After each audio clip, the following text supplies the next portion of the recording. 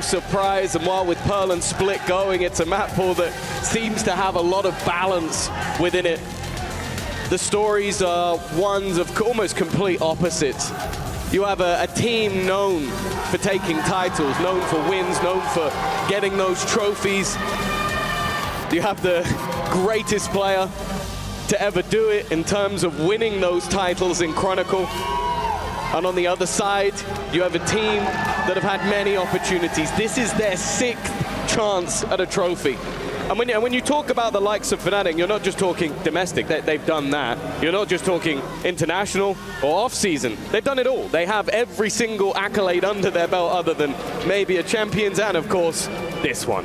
That is what they're gunning for right now. And the team that stands in their way in Heretics, they've got the potential. They've had more than potential for years. When this roster was built at the very beginning, we were talking about a team that ultimately, if they did okay, they would have been happy. Making an international was a dream. Getting to the final of 2 of them was a miracle. But now we're past those miracles. We're past the, oh, this team can do it, they can be good. And now it's all about if they can actually finish the job. As said, for Fnatic, they finished it many times. Sunset in there, a good sign for Heretics, picking up a map, but they need a little bit more than that. Their chance to finally break the mold and set themselves free from the story that has haunted them now. Going all the way back to Master Shanghai, they've tasted revenge. Now it's their time to do so again. A regional rivalry set up on that stage. And it all starts on Lotus. Fnatic's pick. They come in here historically as favorites, but between these two, I'm expecting a close match. Yeah, we've seen them play a few times this year. Obviously, the last 2 were very dominant in Fnatic's favor. They've won 3-0, 2-0 in the last 2 games. The one before that in the group stage where the pressure wasn't on, that was where Heretics took the win. And I think that's going to be the main thing going into this match. Sure, you could talk about compositions, you can talk about the superstars on the stage, but ultimately the difference is pressure. One of these teams thrives within it, improves as the tournament goes on. The other seems to blitz opponents, and the second they get into high-pressure matches, that's where things go wrong. Yesterday, we talk about the likes of Boo. He's not the man that you'd expect to lead the scoreboard. You have Wu, you have Mini Boo, you got Orions. But Boo was phenomenal yesterday and won them so many important rounds in a match that went the distance, went all the way to OT.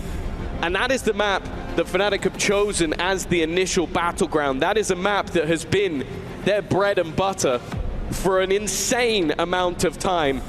Never really adapting, never changing their composition because they are comfortable in what they're coming in with. Oh, Lotus set up for us as the drum fades. It's time for the pistols to make some noise. The barrier's about to go up. And for Team Heretics, a chance to correct the history books and how they've been written so far. Fnatic on defense. Quick start for Heretics as they group up towards this A site. No control behind, not playing with that Sentinel. They need to be a bit more direct when they set up these plays. And Mini Boo, that's exactly what he goes for. But a quick shot from Chronicle puts the numbers in Fnatic's favor. And they need to trade this one out. Crash is looking to upgrade, but it's critical already! We've spoken about this man as a potential MVP, and he looked to try and ace the pistol, but he'll be shut down. Now Wu, looking to try and match him on the 4K. He's taken a lot of damage, however, and his reposition is being watched, Mitch. Oh, they've come back together, and it's the Sheriff. Only the one body shot needed to close that out, but it's all eyes on Chronicle. That round was unbelievable. It said they need to trade it out, and yeah, he got a 1 for 3 after that initial fight. His teammate going down, the flash only blinding him for a millisecond. Spike down. Even a collateral in the mix. Round 1, and we almost got an ace on the board. And that's a strong start for Fnatic. Well, he's probably the one man in this server right now that doesn't feel pressure. I don't believe he's ever felt pressure in his career thus far. Obviously the most trophies under his belt. But he has had a crazy individual tournament. Normally, he's very consistent in his manner, putting up decent numbers and having a few good games. But he's currently the #1 rated player in the entirety of the tournament. And I think he's #2 in ACS. #1 is Woot. So that at least makes things a little bit more interesting. But as we sort of talked about, for Fnatic, I have high expectations that he will perform today. We've seen it, pistol round, 4K already. It's the other side I'm worried about. Is the occasion going to get the better of them? Well, talk to me as we have a technical pause on the stage early about the expectations coming out of this first half. Fnatic on defense now already with a pistol round under their belt. Where's the goalpost for them? Or more importantly, where's the goalpost for Heretics on the attack? Yeah, I think that's the more interesting point, because although in recent times, like their game versus RRQ, for example, Fnatic had a very good defensive side, and the same can be said in their recent matchup versus PaperX over at Masters. They've always been incredible on the attack. I think Boaster's calling maybe second to none on this map. So good at pulling those rotations and playing. So I think that ultimately a minimum here for Heretics is you want to win the half. You want to come out on top, because you know going into that attack, Fnatic are going to be incredibly comfortable. Yesterday, they ended up dead even versus Gen G, and the game ends up going to overtime. And that was with them winning both pistols. They've already not won the first. The bar set high for the attacking side coming into this one. As the barriers go up, you can see that there's nothing crazy going on. It will be classics and a frenzy for that attack. And a very direct approach from what we've seen of Miniboo. When he's on this agent, he is throwing himself at the opposition. Damage done to Boo, already decayed deeply and eliminated immediately after damage dealt by Chronicle. And 2 picks, not bad. Let's see how much more Rians can get those. 60 HP stuck in the corner, and an easy tee up for a closer. 2-0. Fnatic starting strong on Lotus. Yeah, not much expectation in that round. Of course, it was a minor investment with an attempt to get onto the site and get that spike down. Something that was very difficult in that last match as well for Heretics to deal with was this Senti Viper combo. I think Munchkin played a fantastic game yesterday.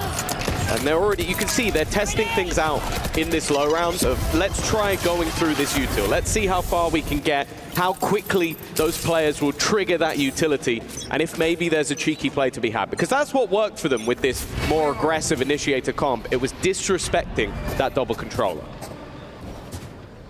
Well, this wouldn't be the round to follow up in it. You typically want to play that bit slower, but with an off-in play for Kayak, there's danger lurking. That danger's on the C site, though, leaving Crashies little in the open here on A. Caught by the contact play, but Heretics still spreading the net thin. The spike around the middle of the map. They can take this wherever they want. I think a B split, most likely with that space conceded. Fnatic have already filled in that space towards the A site. So a push there be very detrimental to Heretics' chances indeed. And you know, seeing that operator in play, if they can manage to crumble the site, there's a good chance for an early save call out of Fnatic. Oh, that's not pretty. I'm out of here. Alpha Air up against a fellow countryman, but not a teammate. You can kind of expect slightly more risks being taken in this round for the defensive side with the low buy, but the remaining weaponry I don't think is going to be thrown into the wind. The Guardian can go. Boaster can try and make this one interesting, but the operator alongside that Phantom are likely just to be kept. The time for spamming very much over. 11 bullets left, nothing to reload back into that rifle, and you know, the Guardian could be thrown away, but also decently useful if they can keep it for the next. The other players most certainly, as you said, they're much more passive, and this is what we were highlighting. You make that bigger investment, your margin for error is much lower, and once the early game doesn't go your way, it's all about the save. For Fnatic, strong economic start. They gave themselves a chance of this one here, but for Heretics, the same can be said. 5 players alive. That's a great bounce back for the attackers. Yeah, no, they're going to be very happy with that. It's an opportunity to get that extra economy early, and not have thrown too much away in this sort of round and have vulnerabilities. And then the other side of things, it's you have a little bit of a buffer. I also just think for Heretics, like getting on the board early is fairly important. You know for a fact that Fnatic lose a map, it's not really that much of a worry. Like, they are very resilient in their mental. I think the other side of things with Heretics, we have seen them crash out in finals especially. They can go from a 3-0 victory in a lower final and then go straight into a matchup versus Fnatic and end up going 0-3. That's exactly what happened in EMEA Stage 1 earlier this year. The more painful ones, of course, where you go back to 2024. The 3-3-2 losses in a row. There's nothing more painful than that. A squad that definitely should have a trophy, but as of right now, don't. Well, we saw in that previous, the Guardian saved over gives a lot of economy to Boaster. They can afford a full buy around and up this round and the next. It's an uphill battle for Heretics, even with that full 5-man left alive in that previous. Because remember, they managed to dodge the up. They didn't go towards the C site where the expected hit was to come through. They spread the net, they played their default, and they got a pick off the back of it. Won't be so easy this time around.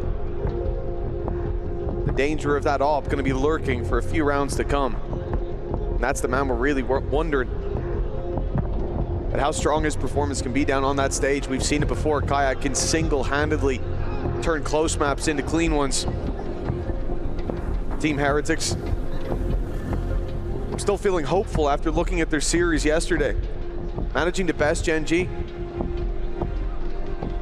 sets them up for a real chance, but this is the final boss. Well, the fun thing for Kayak that sort of will remove a bit of that pressure is he's done it at Ascension, he's done it regionally. This is the next level, this is the next step. Like, they made it to a Masters Grand Final. But also, well, I kind of agree with the sign. You have experienced veterans who are still incredibly young, explosive players. And the likes of Althea, Chronicle himself, like, it's easy to forget he's still in his early 20s with how much he's already managed to achieve. And then you have a leader like Boaster as well. But I also think that's something that Heretics have. Sure, they don't have those accolades to go with it, but it's those 4 youngsters, Rien's, who I think just manages to play way above his age. Like, looks like an incredibly experienced player. But then also Boo. It was a very interesting interview that we saw in this tournament where he was stating that, what was it? Mini Boo cried for an hour after losing that defeat. And in that time, he was laughing. He was laughing at his brother and the emotions that he showed, because for Boo, he believed that once it was done, it was done. So even yesterday's victory is not going to be playing on his mind. We mentioned the stories of curses and the stories of overcoming the team that set them up for failure. But for Boo, that has never really been a problem. The man is ready to get right back into the server and play once again. Fortunately, it does seem like he is the man that maybe is suffering a little bit at the moment from this slightly extended break. At least let's get this out of the way in the first map, you know? Get it sorted. We can get back into the action. Exactly. Smooth out those issues early on. Looking down at the shots we're getting at the crowd there, listening to the noise early, it seems like certainly a pretty heavy lean in the audience towards Fnatic. I think Heretics one of the better equipped teams for dealing with that. They don't need to have that crowd on their side. As the rounds build up, you think about the video that we played before we got into this. Even Boaster said it himself. When it comes to the map pool, it just looks stronger for Fnatic. But if you do think about where Heretics can find that dub, you think about Sunset, that map number 2. Yep. Solid for that still being in the pool. You go to Icebox afterwards though, favor goes right back to the other side of the stage. It's a weird one because I think no matter what, the map pool, for the most part, I'm going to be favoring Fnatic. Like, everything seems to lean their way. You're talking about experience, you're talking about depth of map pool, you're talking about performances this year. They are the favorites, there's no doubt about it.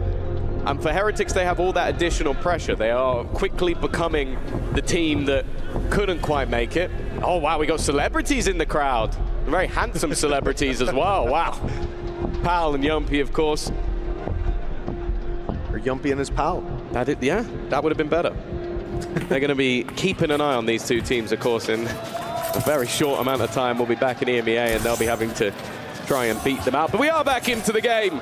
We're ready to get this grand final back on track. And if you're just joining us, it is the first full buy of the match. Yes, the entirety of Fnatic armed to the teeth. Guardian saved over from the previous giving economy, and I said it was to Boaster, but he actually dropped one of his teammates. Chronicle still carrying forward that healthy bank account. And Kayak roaming around.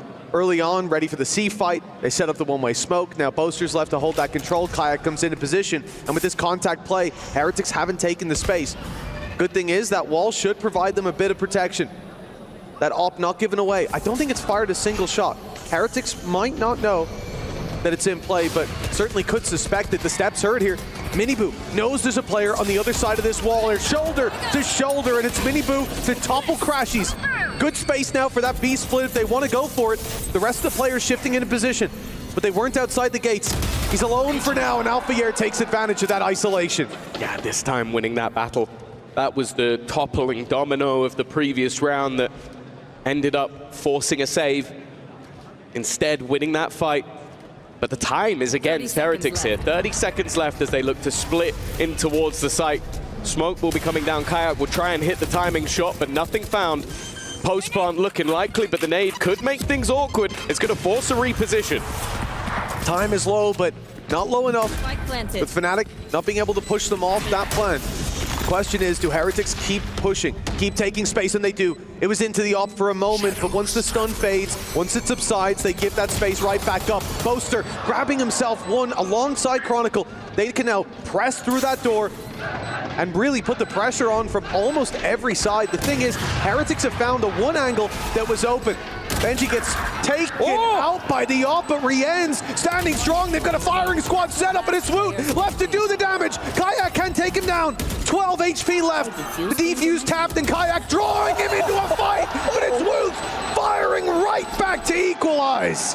Oh, the Turkish duo already on fire. That was what, a 2 versus 4 scenario. Yep. Re-ends with, we were watching from Woot's POV, but he was just a passenger. It was the immediate double tap of players as they looked to try and round that corner. And even then it was left down to Woot, and he just about managed to escape. I think he may have even used the blast back to his advantage just to get away. An early high impact round for the side of Heretics, but with that save just a round or so ago, Fnatic are still buying here. Not going for the op this time, just seeing how disruptive that utility was. They're not going towards C early. That wall's robbing them of any real angle. The Heretics taking the space in the back of it. Instead, it's a idea to punish that space take with the Odin spamming through the tree, and Heretics are taking this in the other direction. They're moving towards what was previously either a one-way smoke with Boaster holding or an operator on the angle. Instead, they will have an easier time getting up the first choke point, but into the C site, they'll be diving right onto that Killjoy utility, and now Chronicle's rotated in.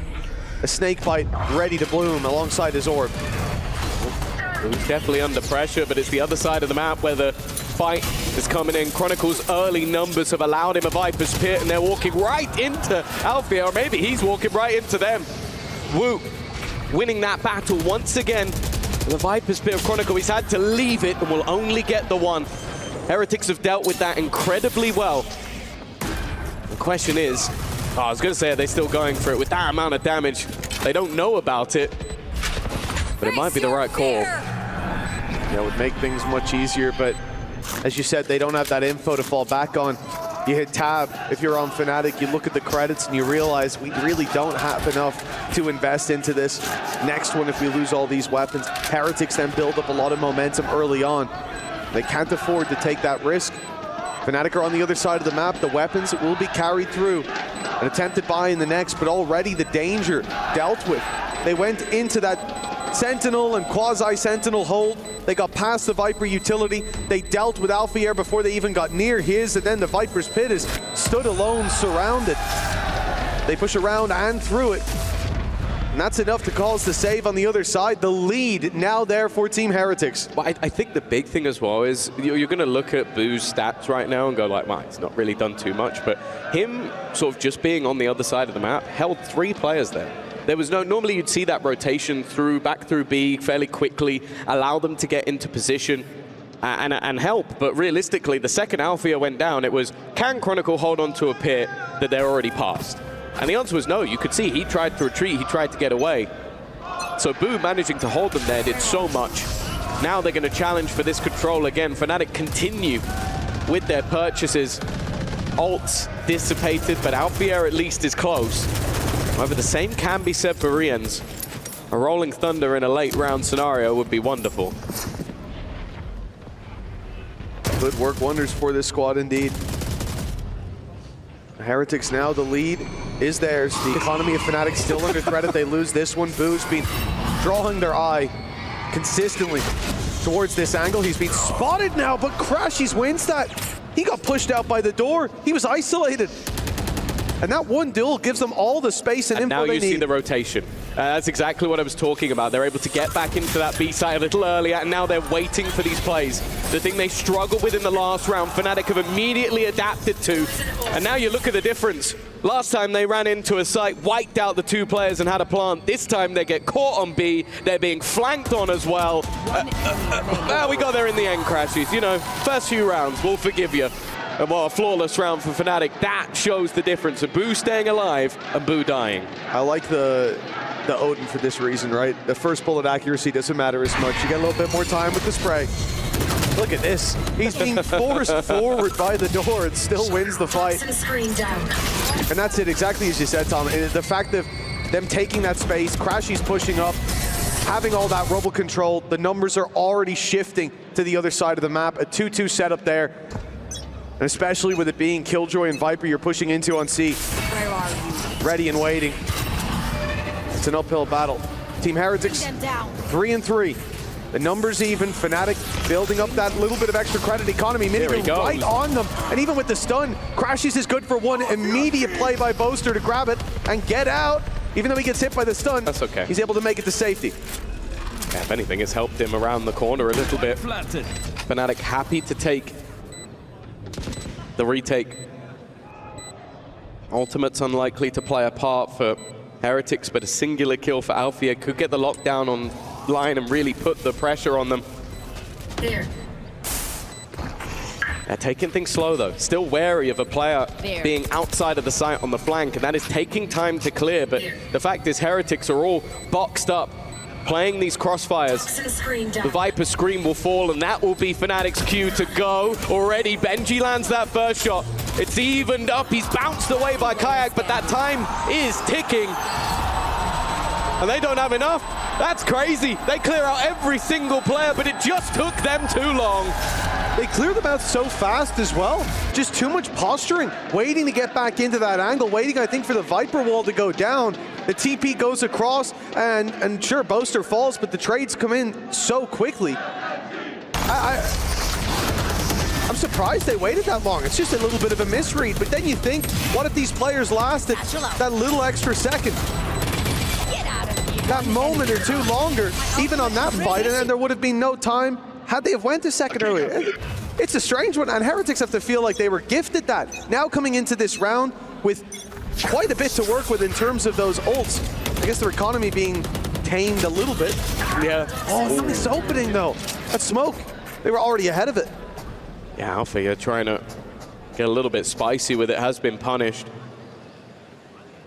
I think you saw the real value in that round of that Viper Scream, but more so just the ruse it sold outside the site. Fnatic took so long clearing to see if there was anybody back towards rubble, and they just ran out of time. Mini Boot, he's going to try and challenge. He's going to slide in on Boaster. Well, already a 2-man advantage. He'd probably like to just dissipate here. Instead, he's forced into a fight, and the rest of the team coming to base for Crashies! But he has managed to come out with 3. A one-man army, and eventually Kayak brings the cavalry. That's unbelievable, Tom. The only thing he whiffed was the Prowler. He couldn't get around the corner, but once he got himself in there, in the mix, it was a flawless solution. even dodging the flash and picking up two, buying the time for Kayak. You can see he wasn't really committing to that fight. He was allowing them to have that little bit of cover, to delay that little bit longer, and close the round out cleanly. That's a great round for Fnatic. Like you said, they might have lost the round before, but Team Heretics lost all their weapons, all their players. So fully investing into the previous, they have nothing to work with now. And this is rough. You're almost hoping for a mistake. They've spotted a couple of times. Alfie are up close. They're going to try and put the pressure on, running through the utility. Minibu gets the job done. That was the goal. Get into the site, get a plant, and try and put the time on their back. You also have to bear in mind they do have a Viper's Pit, but the nade coming through with the C's has actually not dealt a killing blow. Should allow them the plant, and they are going to commit the Viper's Pit. This is now a hefty investment. It is. It means they're starting to believe that they have a chance. Benji Fishy's gone down. It was a snake bite from Chronicle alongside the Nightfall, and Chronicle just rolls over them. Woot's left alone and dove on by Kayak to close. Fnatic winning out the round, and sure, there wasn't a lot invested, but dealing with the Viper's Pit so quickly, so easily, that's got a sting for Heretics. Of course, in the crowd, Sam Matthews probably having a great time watching Chronicle play like this. It's got to be one of the best signings Fnatic have ever made. His performance already, I think that was 14-4. And Kayak seems to be right there with him. Someone who clearly is hyping up the team while also putting up those crazy numbers. And you said it, that snake bite made all the difference. You're running through a Viper's Pit.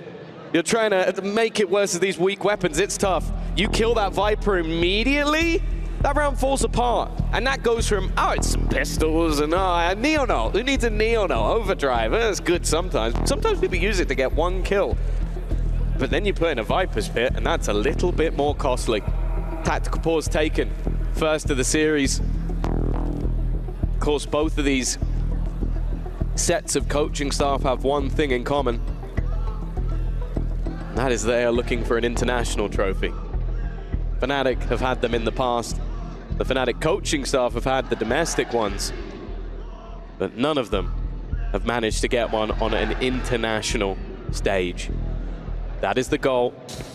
And for Fnatic, I mentioned it at the beginning, they get to 6 or 7 rounds on this defense, they are going to be feeling very confident on their map pick. It has been a bit of a back and forth affair so far. And the Nightfall, alongside the Snakebite, really turning the tide in their favor in the previous, only secured them a round that they should have already had. It only counters out the one ultimate for Team Heretics, while leaving them without much to fall back on in this. And more importantly, Kayak, showstopper available, players outside his sight. This will be a split on the B side. This will be the showstopper put in early. Minibu takes no space. Paranoia from Boaster is perfect. And the nade to slow some more. The advantage building for the side of Fnatic. And it's all thanks to Kayak. Unbelievable defense on that side. Heretics, they tried to put the pressure on, but they were the ones to crumble. Yeah, they're looking for gaps elsewhere. They're hoping that maybe this has left additional space, but it wasn't like that was a B stack. It wasn't like they had the whole team there. It was just once again one of the individuals. And then the combination of that Viper screen, just allowing those isolated fights for Kayak. Woot is all that remains, and while he tries for 2, ends up with 0.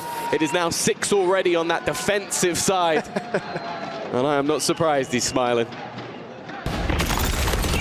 This is beautiful. Just the placement of Kayak. And look at the screen, immediately up. The reaction was there. The blast pack to boop boo out of the round, and it was done from this point forward. Utterly clean, and we've seen this Kayak reposition. He's been towards C a lot of the time. You expect to see that Raze contesting early on A, throwing the nade through alongside the Cs. This is the standard play, but he was in the right place at the right time. Now Team Heretics left with pistols. They are targeting Alpha here. That has been one of the plans for Heretics. It is a plan that most teams have failed at, but they've done reasonably well so far. An early stun to force him back, but this time not committing off it. maybe hoping that it will bait some rotations out, but again, the difference in buys is hefty. Boaster's actually sat with 8,000 credits. So they will be comfortable until the end of the half, even if he's buying his teammates Odin's. They're going to try and put the pressure onto him here. You got that deeper Viper wall, looking for the split straight through, but Boo's going to use it as cover up close. It's heard. Crashy's detecting him immediately. No jump from that Omen, but his smoke is still there. It allows Mini Boo to get up top. As the smoke fades, Chronicle, the one left with the challenge. It took a moment to get there, but not long enough for the pick to come through on the other side, and the recovered weapon. Enemy remaining. Well, it's on a 49 HP player. It's an Odin, and that's usually where you need a little bit more time spraying away.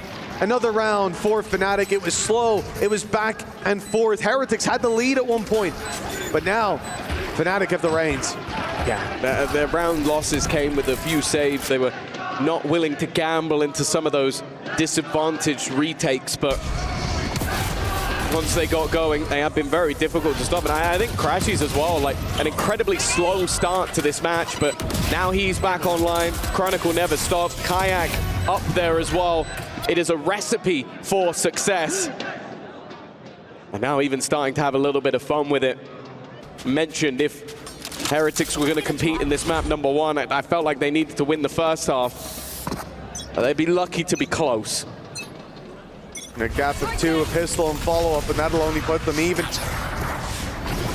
This has gone from a daunting task to perhaps an impossible one. This is what made the difference against Gen G, that TP from Boo, but it doesn't change anything. This time, he's shut down. Mini Boo follows his brother to death, and Benji Fishy trying desperately to hold that mantle high, but he is put to bed. 8-4 at the halftime. Fnatic have found their form.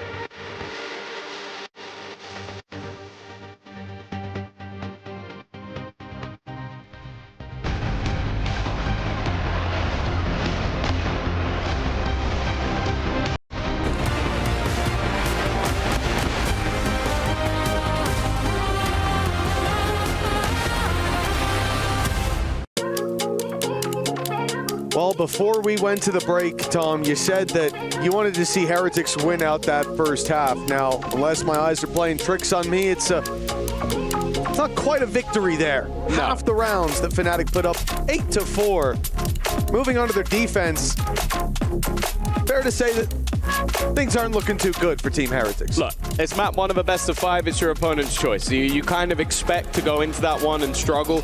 Obviously, on paper, I don't think it was too bad a map for them whatsoever, but Fnatic have been the masters of this map for a long time, especially when you look at these regional matchups. They have played it in a similar fashion, with a similar comp, even with different people on the team. And the thing that really always stood out was how they played this attack. The calls, the reads, the misdirection of Boaster. So unless Heretics have been one of the few that have managed to clock on to how Fnatic are playing, I think we're going to have to hope for Sunset. I mean, there's quite a bit of hope there.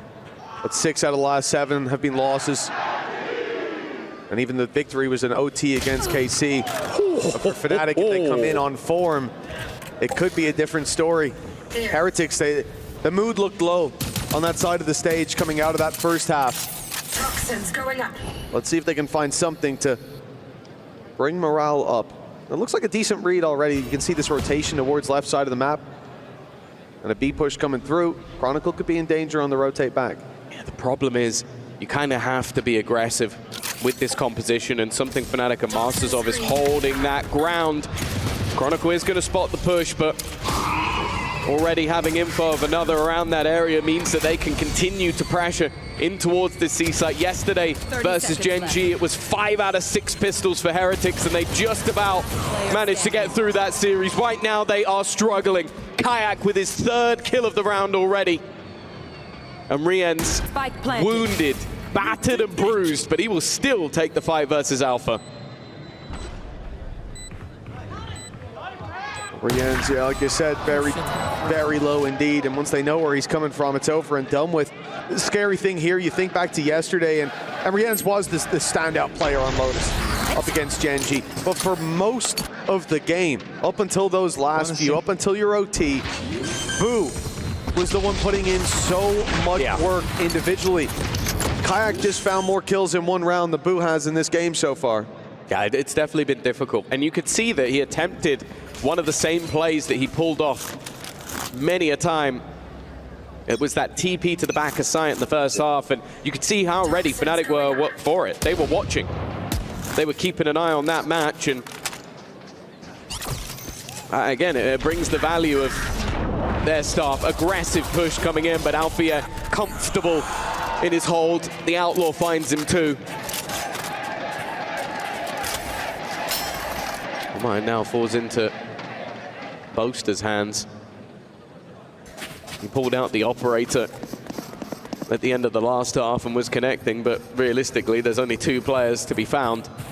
One of them, Woot, only has a classic. And the other one's on the other side of the map. Getting anything here would be impressive for Woot.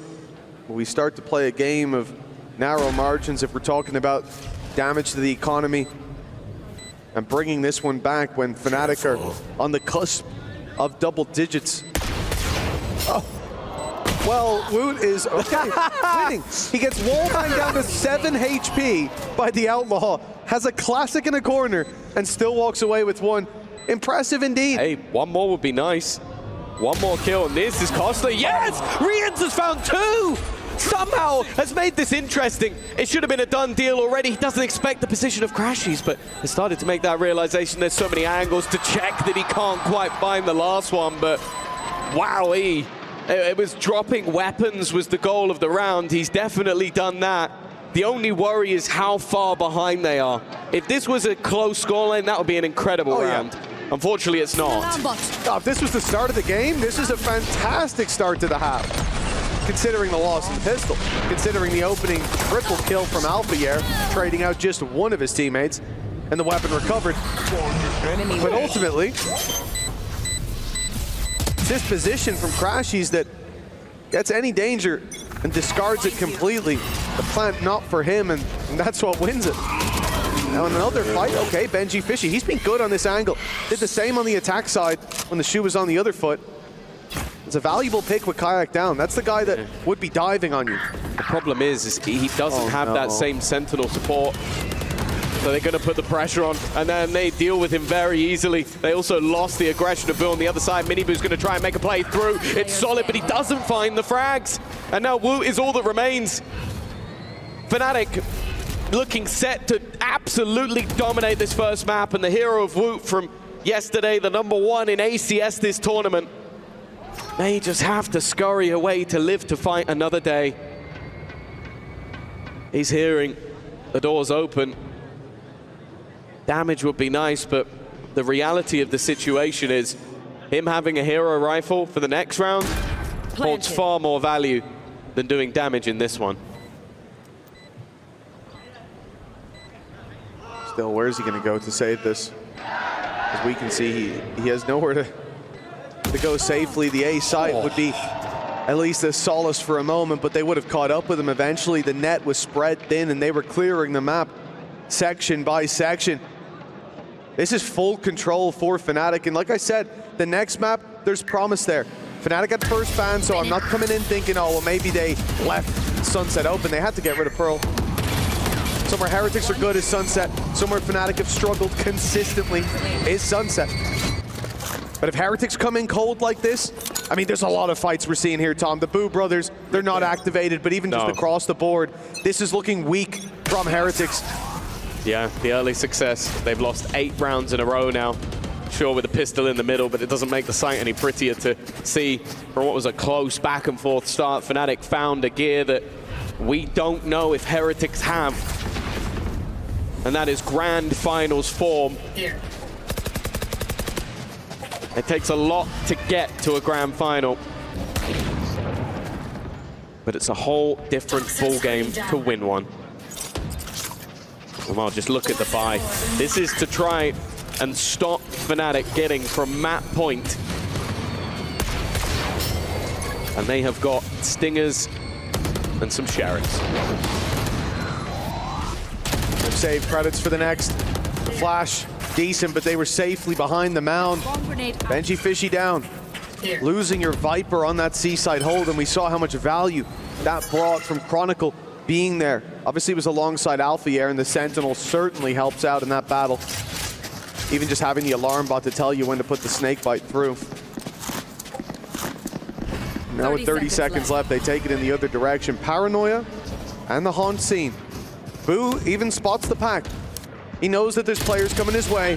Mini Boo gets aggressive on B, finds one upgraded rifle. Okay, this is looking recoverable because there's only 15 seconds left. The spike is making its way to the site. All eyes on Boo. If he can drop this spike, they may well be in with a chance, but he'd have to get past Kayak. Instead, oh no, it's disastrous. He's missed the shots he needed to land, and this has just been every round. They're set up with an opportunity. That blind was perfect. He couldn't see a damn thing, but by the looks of it, neither could Boo. Yeah, this has just not been their map. We are not seeing the Heretics of the last few days.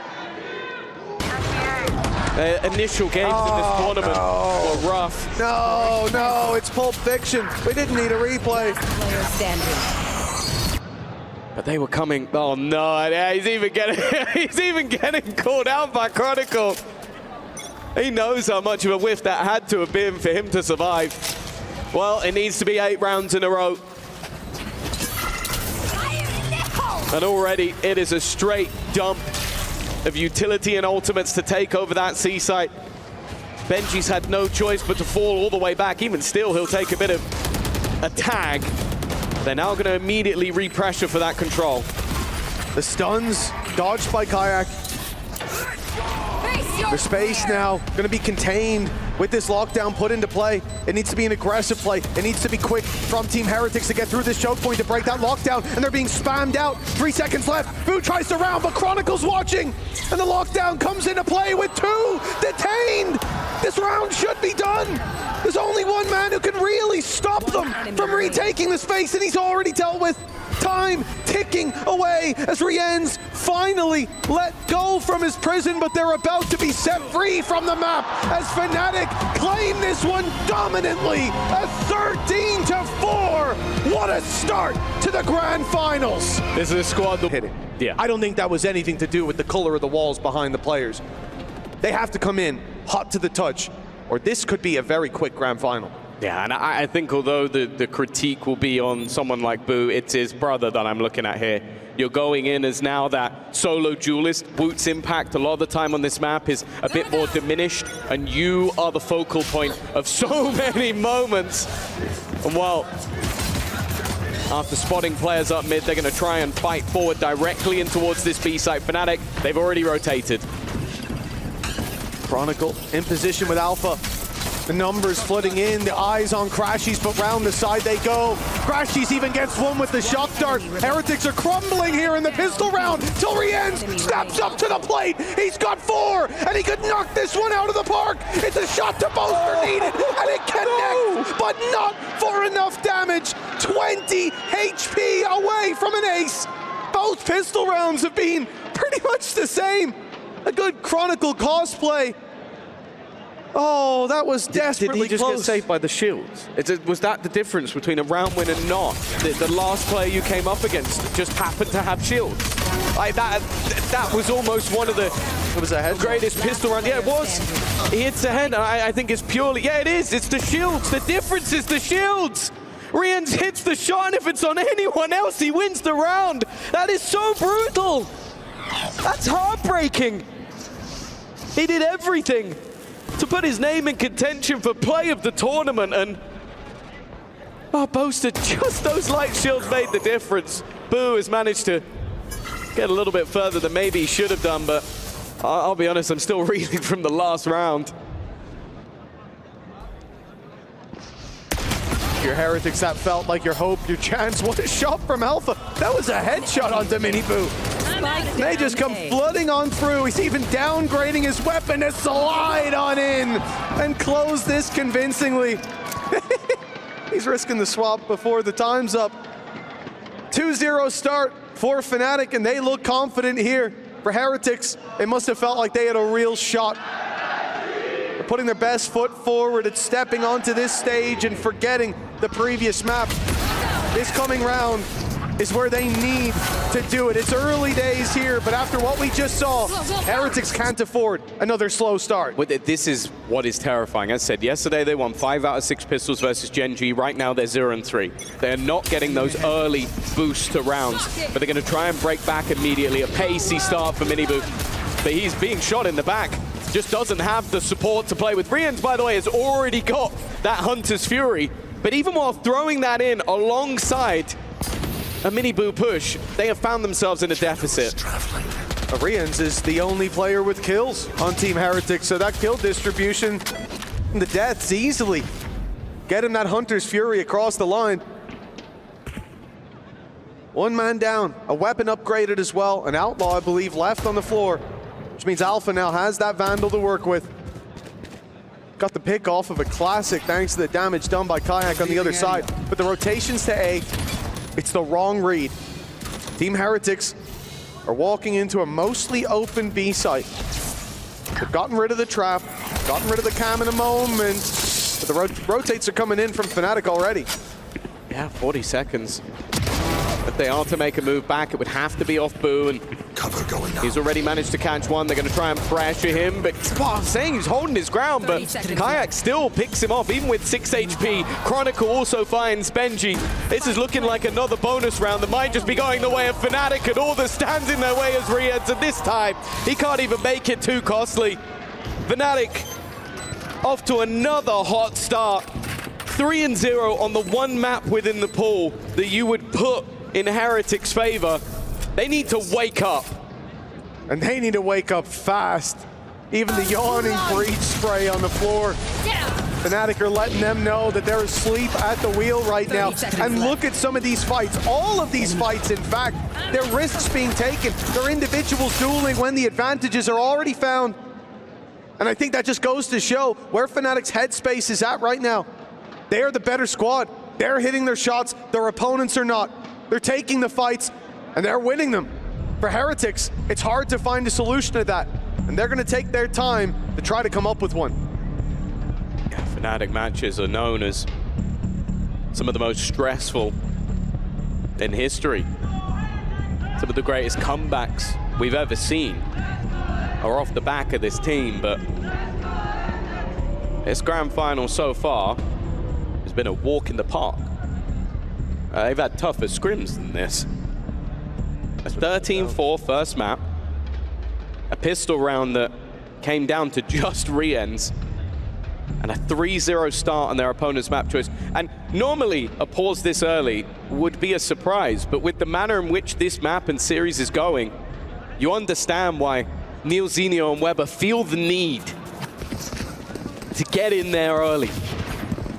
They know this map is integral. With Icebox up next, I think we all know what is coming. Revealing area.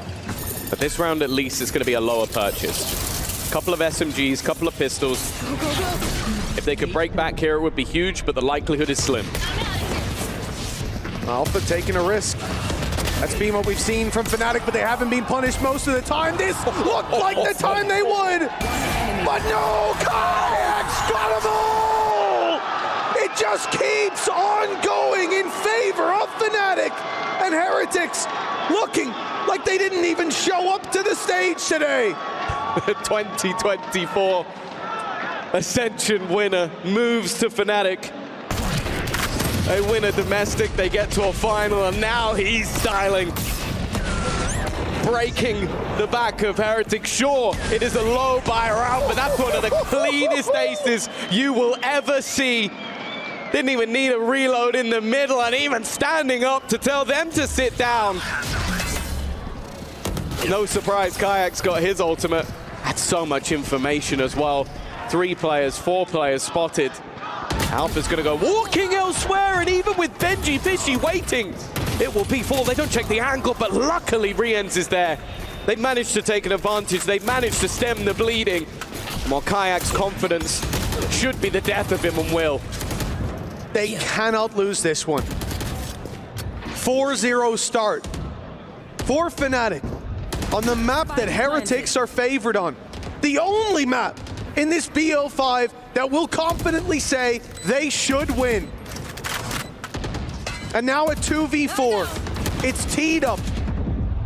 The flash is good, and maybe the only reason that doesn't go to Alpha here. With Chronicle left alone, a man that you have to respect in the clutches, but who might just call it quits. 1v4 is too much to ask, but damage here would be valuable. Playing for the exits, but Riens gets ahead of the curve. 4-1. Heretics are finally on the board. Yeah, the manner in which they've lost the rounds have been painful, but this one was important for more reasons than one. Firstly, getting onto the board, but more so, it's going to put Fnatic at least back in the box a little bit. But look at the way this round started. It was hyper-aggression. A lot of information, and even an opening pick onto Benji, but they recover, and they catch the aggressive positioning of Fnatic. Even look at the way Kayak played. He was disrespecting his opponents, and at least now might have to respect them just a bit. Already, Alpha's aggression punished once again. It's a solid Hunter's Fury. That has done so much damage. From here, Kayak in the corner will just get out. He's made the right call. Like you said, Fnatic back in the box. Playing that respectful play again. If it was a round before, he'd be swinging wide, looking for a pick. Spams through a little early. Shock dart, a little deep. Heretics are avoiding some of those early pitfalls, but they look to push. They're going into the spawn. There's 3 players. Fnatic are waiting for it. They're beckoning them in. Crashy's already with 2 under his belt. Triples up. The drone going through, but a player caught in the corner. It's Boaster still winning that fight through the wall. 1 round for Heretics off the hubris of Fnatic, but that has faded, and they're right back to winning ways. Yeah, the Hunter's Fury, well, just the utility in general. Go back to the pistol round. Crashies was shot dying them all to low HP, and then just the reveal, just constantly pinging them after the ult hits. And no it one is shot it. just disturbing how much damage he was able to do. He's even getting an assist there onto the Woot kill as well. That is a Crashies round through and through. Now for Heretics, they still have a buy for this one, but a loss here is already the half escaping them on the attack, which again, it normally is where they're strongest. They can still show it on the defense, but right now, I don't think it matters what side of the map they're on.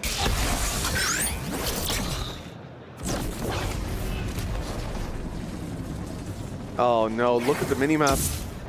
Look at where Fnatic are. Look at how many of them are towards that B side, and it looked like Heretics were looking to accelerate into a B split. They don't, but they have that mid control still as Kayak pushes out. They're looking the other way. A rare miss, at least in this series, certainly for Kayak.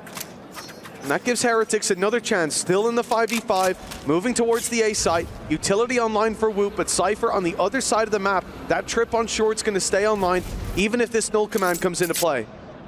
It seems like the plan, at least initially, was to play off site for that exact reason, in case it was a pacey hit. Instead, though, this has been so slow from Heretics that the rotations are going to be coming in. A chance to spam some ultimates, the Steel Garden potentially going to be used for the post plant with that utility being taken away. But just look how fast behind them The two duelists of Fnatic are already encroaching on their backline. It's been spotted at least. Miniboo's going to join his brother, try and help out, but the shots just aren't hitting. Eventually, he will get one. And now the Steel Gun has gone in, but this ultimate from Alfia still becomes a point of damage. He can keep using this, clearing these back angles. Another comes up for Boaster. He's running. He was reloading it, but even still has found the kill. And they take their guns away from a moment, but it makes no difference at all.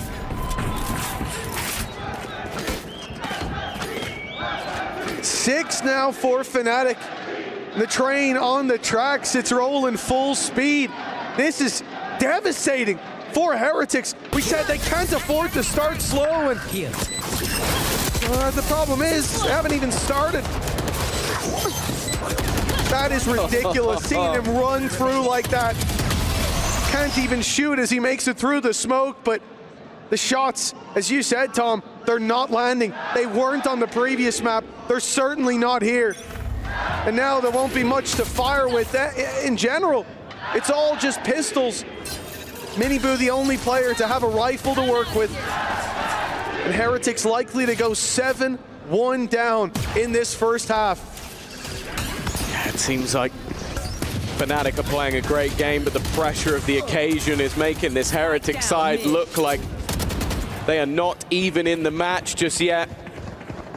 Where is everyone? While Fnatic are known for many things, but choking, it's not one of them. An extra kill at least. Rian's had the majority of his kills in the first couple of rounds. He will at least be able to get one, and Benji's found a trade. They're making this one costly. Weirdly, this has been one of the best scenarios they've had so far. Second Vines to try to deny that space being taken, but Kayak's already ahead of it. He found his gap. He stood his ground. The TP to backside, they hope, will put the pressure on, give them that angle to work from. Eventually, Kayak might think that they're not coming his way, but the patience pays off. Benji's down, Spike alongside him, and Kayak knew that that TP, that from the shadows was in play, tucking in and letting Boaster do the dirty work. It's 7-1. There was some hope, some promise there, but it was broken. And it looks like Heretics broken alongside them. They need to dig deep to push themselves back into this map, back into this series.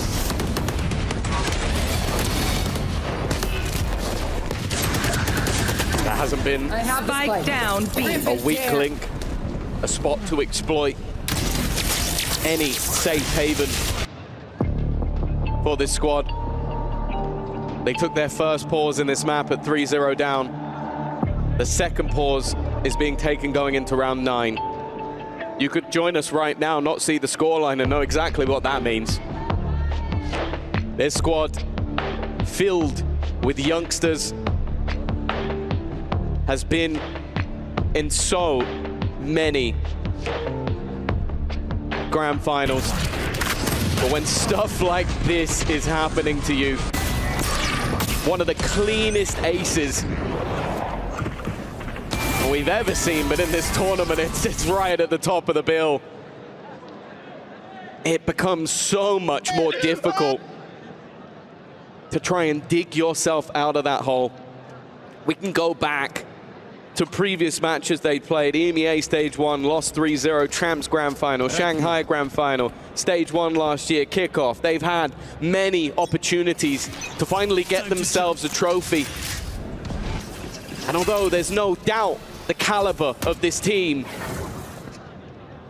when they get to these moments, it looks different. Well, this is it, out of the pause. The mid push was the call. 4 players sent that way, only 3 remain. An immediate shutdown as the split through market is undeniable. And the B side under threat, double trips, waiting for that full dive, waiting to catch that Neon. But with Chronicle down, those trips go alongside him. Alpha standing alone, and he falls just the same. 3 versus 3, as the spike can now be planted. But a deep drone used first to grab that extra intel. Nowhere to run! Oh, an aggressive Hunter's Fury. Oh, He's almost hit Boo, but that's about it.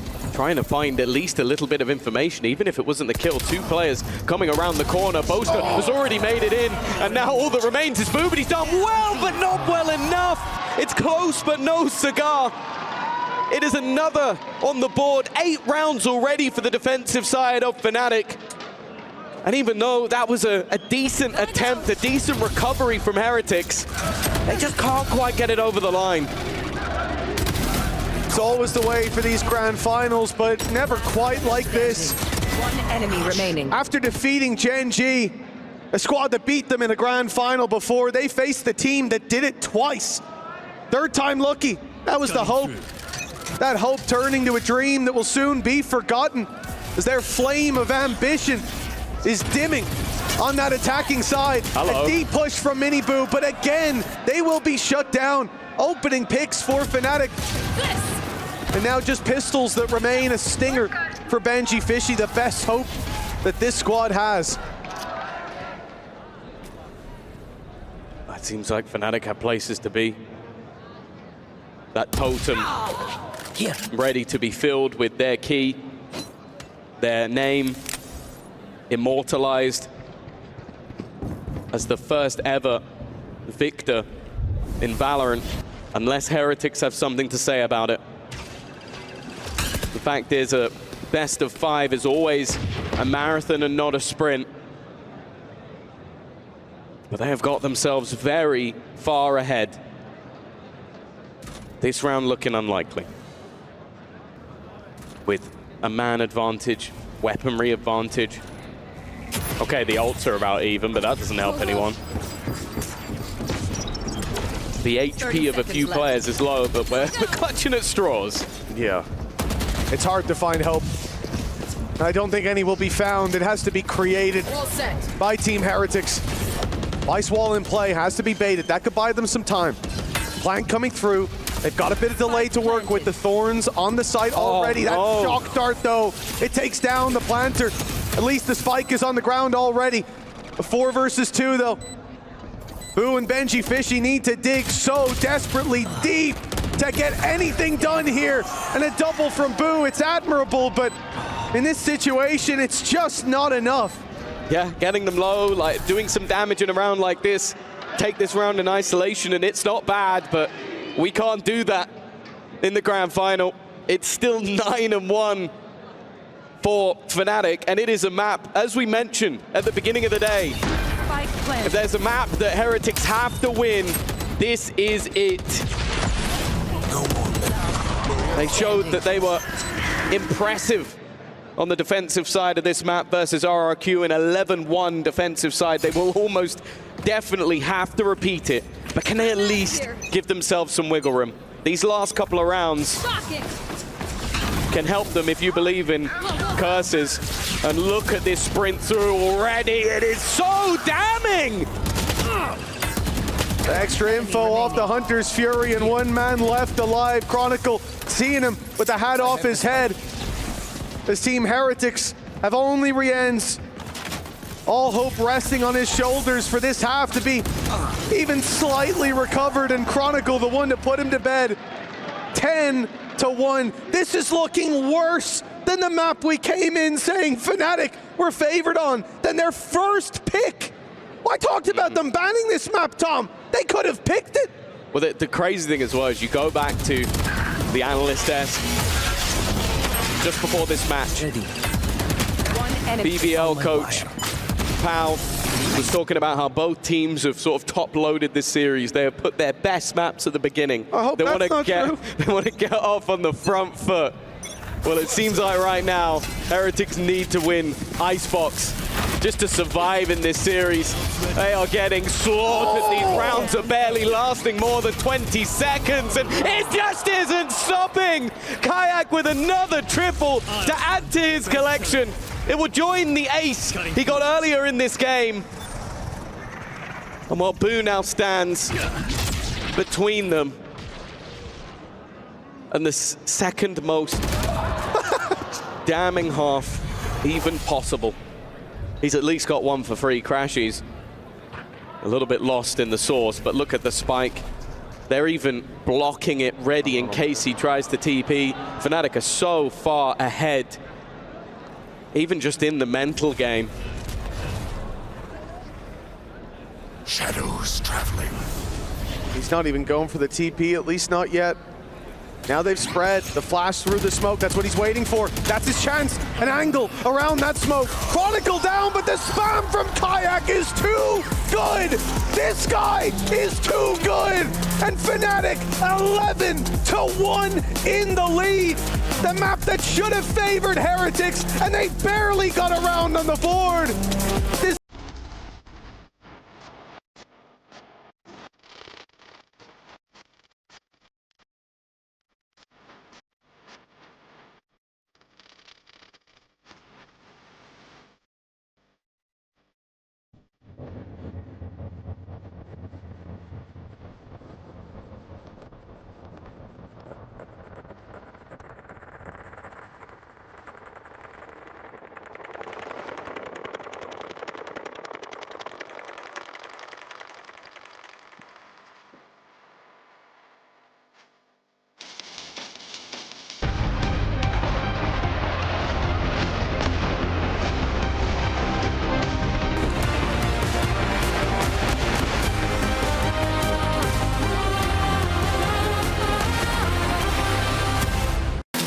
And we're back with Fnatic 11-1 in the lead. They are looking hungry for that international trophy. They want to put their key in the slot and raise that trophy high. And it looks like they are very close to doing it. Team Heretics asleep at the wheel so far, Tom. 5 rounds across 1.5 maps of Valorant, this one of which favored them coming in. This is disastrous. Yeah, the difference between first and second place is $270,000. It is a ludicrous prize pool, $500,000 on the line, but the worst thing about it for Heretics is they lose this map and they're gonna start imagining Boaster twerking while he crushes their key. It is a nightmare that they'll be living for years to come. And for Fnatic, they are proving why. For a very long time, they have widely been considered one of the best in the world. Go, go, go. They are a team that at times are impossible to beat. And for Heretics, they can't even believe in curses at this stage. They need to believe in miracles. Defeating Gen G was a big step, but their demons have come back to haunt them. It could be 3 grand finals in a row for Fnatic when facing against Team Heretics. At all stages, all levels of the game. Gotta go. This won't cement it, but it will certainly set up a near impossible task if they win this map. Now Team Heretics, they've lost the opening, and that's not pretty. None of the shots bar 1 or 2 land in favor of Miniboo. Everything's going Fnatic's way, and that causes panic. It causes rotations towards the other side of the map. But the Spike is retreating. They are pulling back and sending this into the B site where they've taken all the space. At least a punish onto Alfier seems possible, but even that won't be connected by Heretics, Tom. Maybe we rely on Rian's acing this one. Don't know what you can rely on other than that. I think he got more kills in that round than some of his teammates have in this map.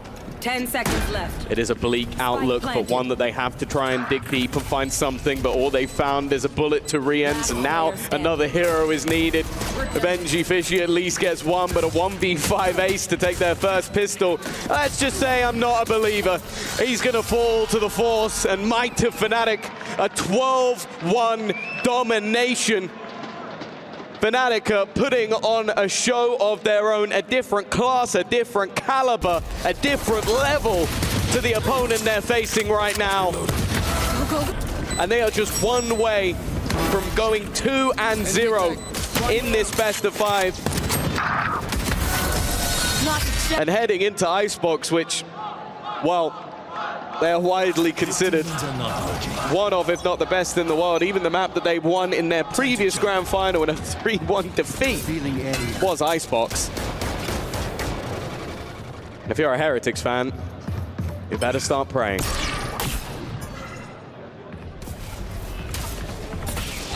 All prayers to Leo Faria for this one. Oh, it's dominant, but of course they only have the pistols, but it is a force buy up. They put the shields in. They tried to give themselves a chance to swing back at their opponents. It's a ruse. And indeed, the TP out. Heretics will soon connect the pieces of the puzzle. Boo, he doesn't know whether to stay or whether to go. As they're about to round the corner, this Sheriff needs to do so much, and it gets almost nothing. Fnatic, 3 versus 2, a rifle for Miniboo, a stinger for Woot, and all hope now rests on their shoulders. Normally they'd be the players you'd want. One enemy remaining. Miniboo has no idea. Woot, #1 coming in, but there is nothing he could do but stand between the might of Fnatic. They have walked into their opponent's ground and they have left it desolate and bare. Well, it seems like Heretics have stolen the old composition of Fnatic, but on this one, a slight change. The KO in play instead of the Sage. They won't try to match Fnatic pound for pound with that comp, but with any comp, almost any team will struggle to match Fnatic on this map. Starting out, Miniboo's being caught on the Omen. I wanted to mention that a focal point of their Icebox when they managed to beat out RRQ was him dropping 30 kills over on that Omen. Thus far in this series, Heretics have won 0 of the 4 pistols on offer. It's not the greatest of starts in this one. Alfier already being spotted, but can afford to fall back. Also taking a lot of damage, even just from the orb.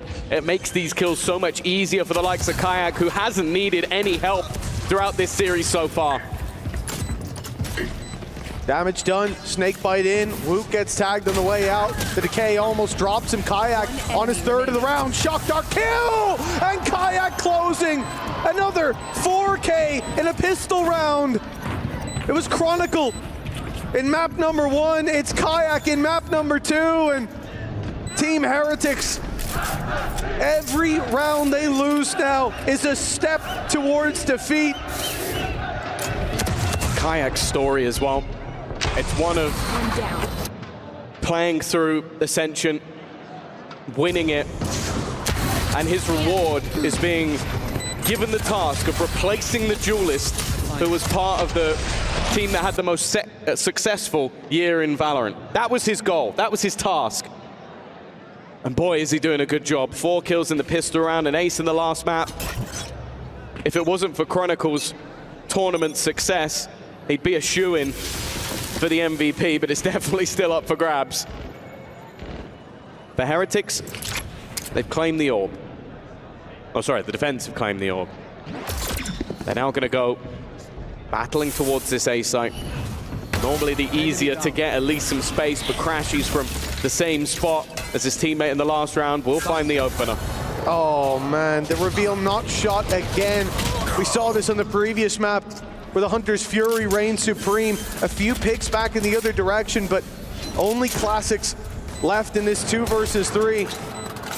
They say in suffering you find your true strength. Well, Heretics may come back very strong indeed, because they are suffering right now. Boo! He finds one, but there's the wall. It's popped up, and that may prop them up for the victory. The defuse already underway. He's got to be quick, and Kayak's waiting around the side. Fnatic with another.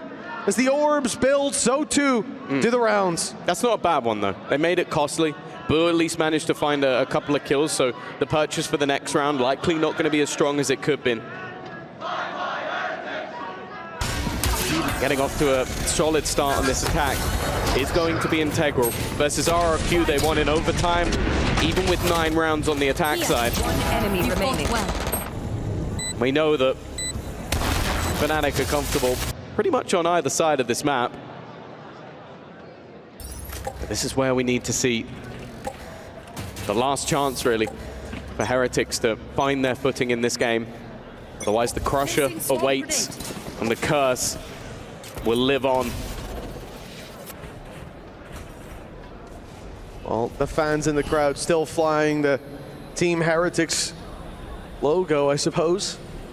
Still representing They won't back down just yet, and nor will Heretics. Every time they've been running into a brick wall. Nice opening by Kayak.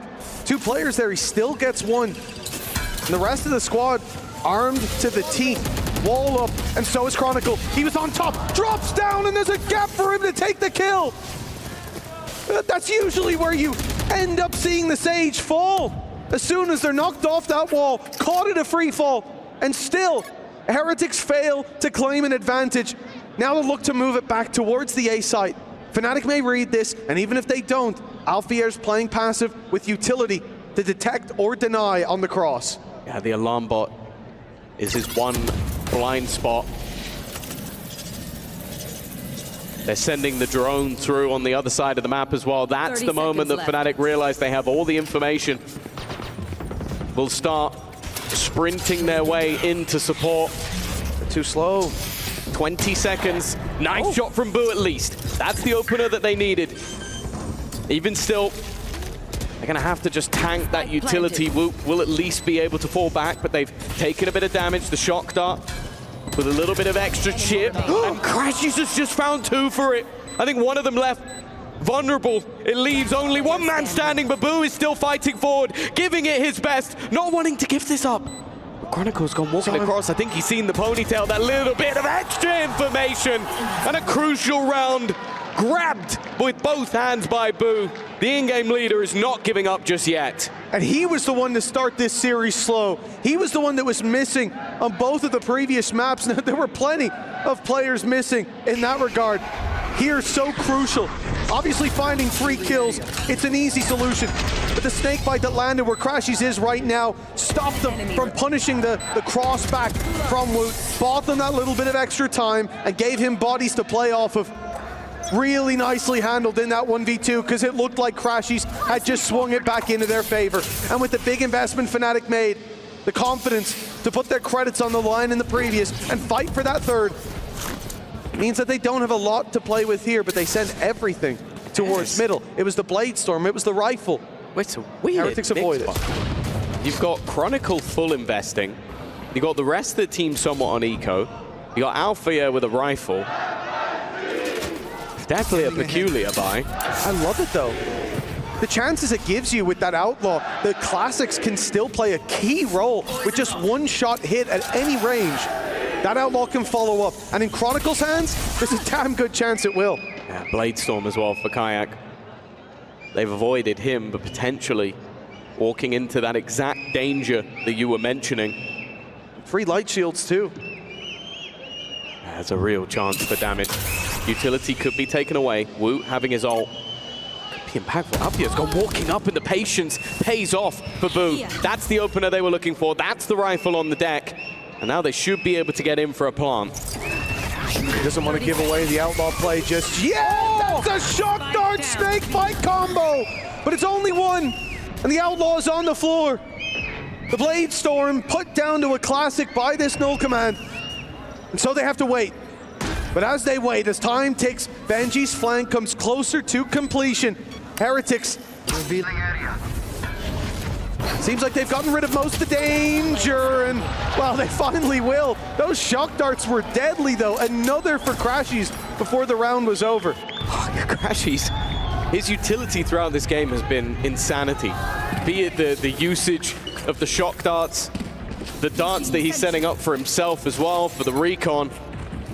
And then the Hunter's Fury, well, I don't think I need to even mention how good that's been. It won't matter in this round, though. A round with danger, but a round that ultimately still goes the way of Heretics. They've already matched the rounds from last map, and they can start a streak. We know that this team plays well with the momentum at their back. Here. Well, Heretics spotted moving towards this A site. Look how passive Boo is. They're really expecting some of that deeper rotation from Fnatic through the attacker spawn. For now, that's certainly not the case. The shift takes place in their own spawn. Boaster safely crossing back. No real info around where this play is coming through. A drone goes out in mid.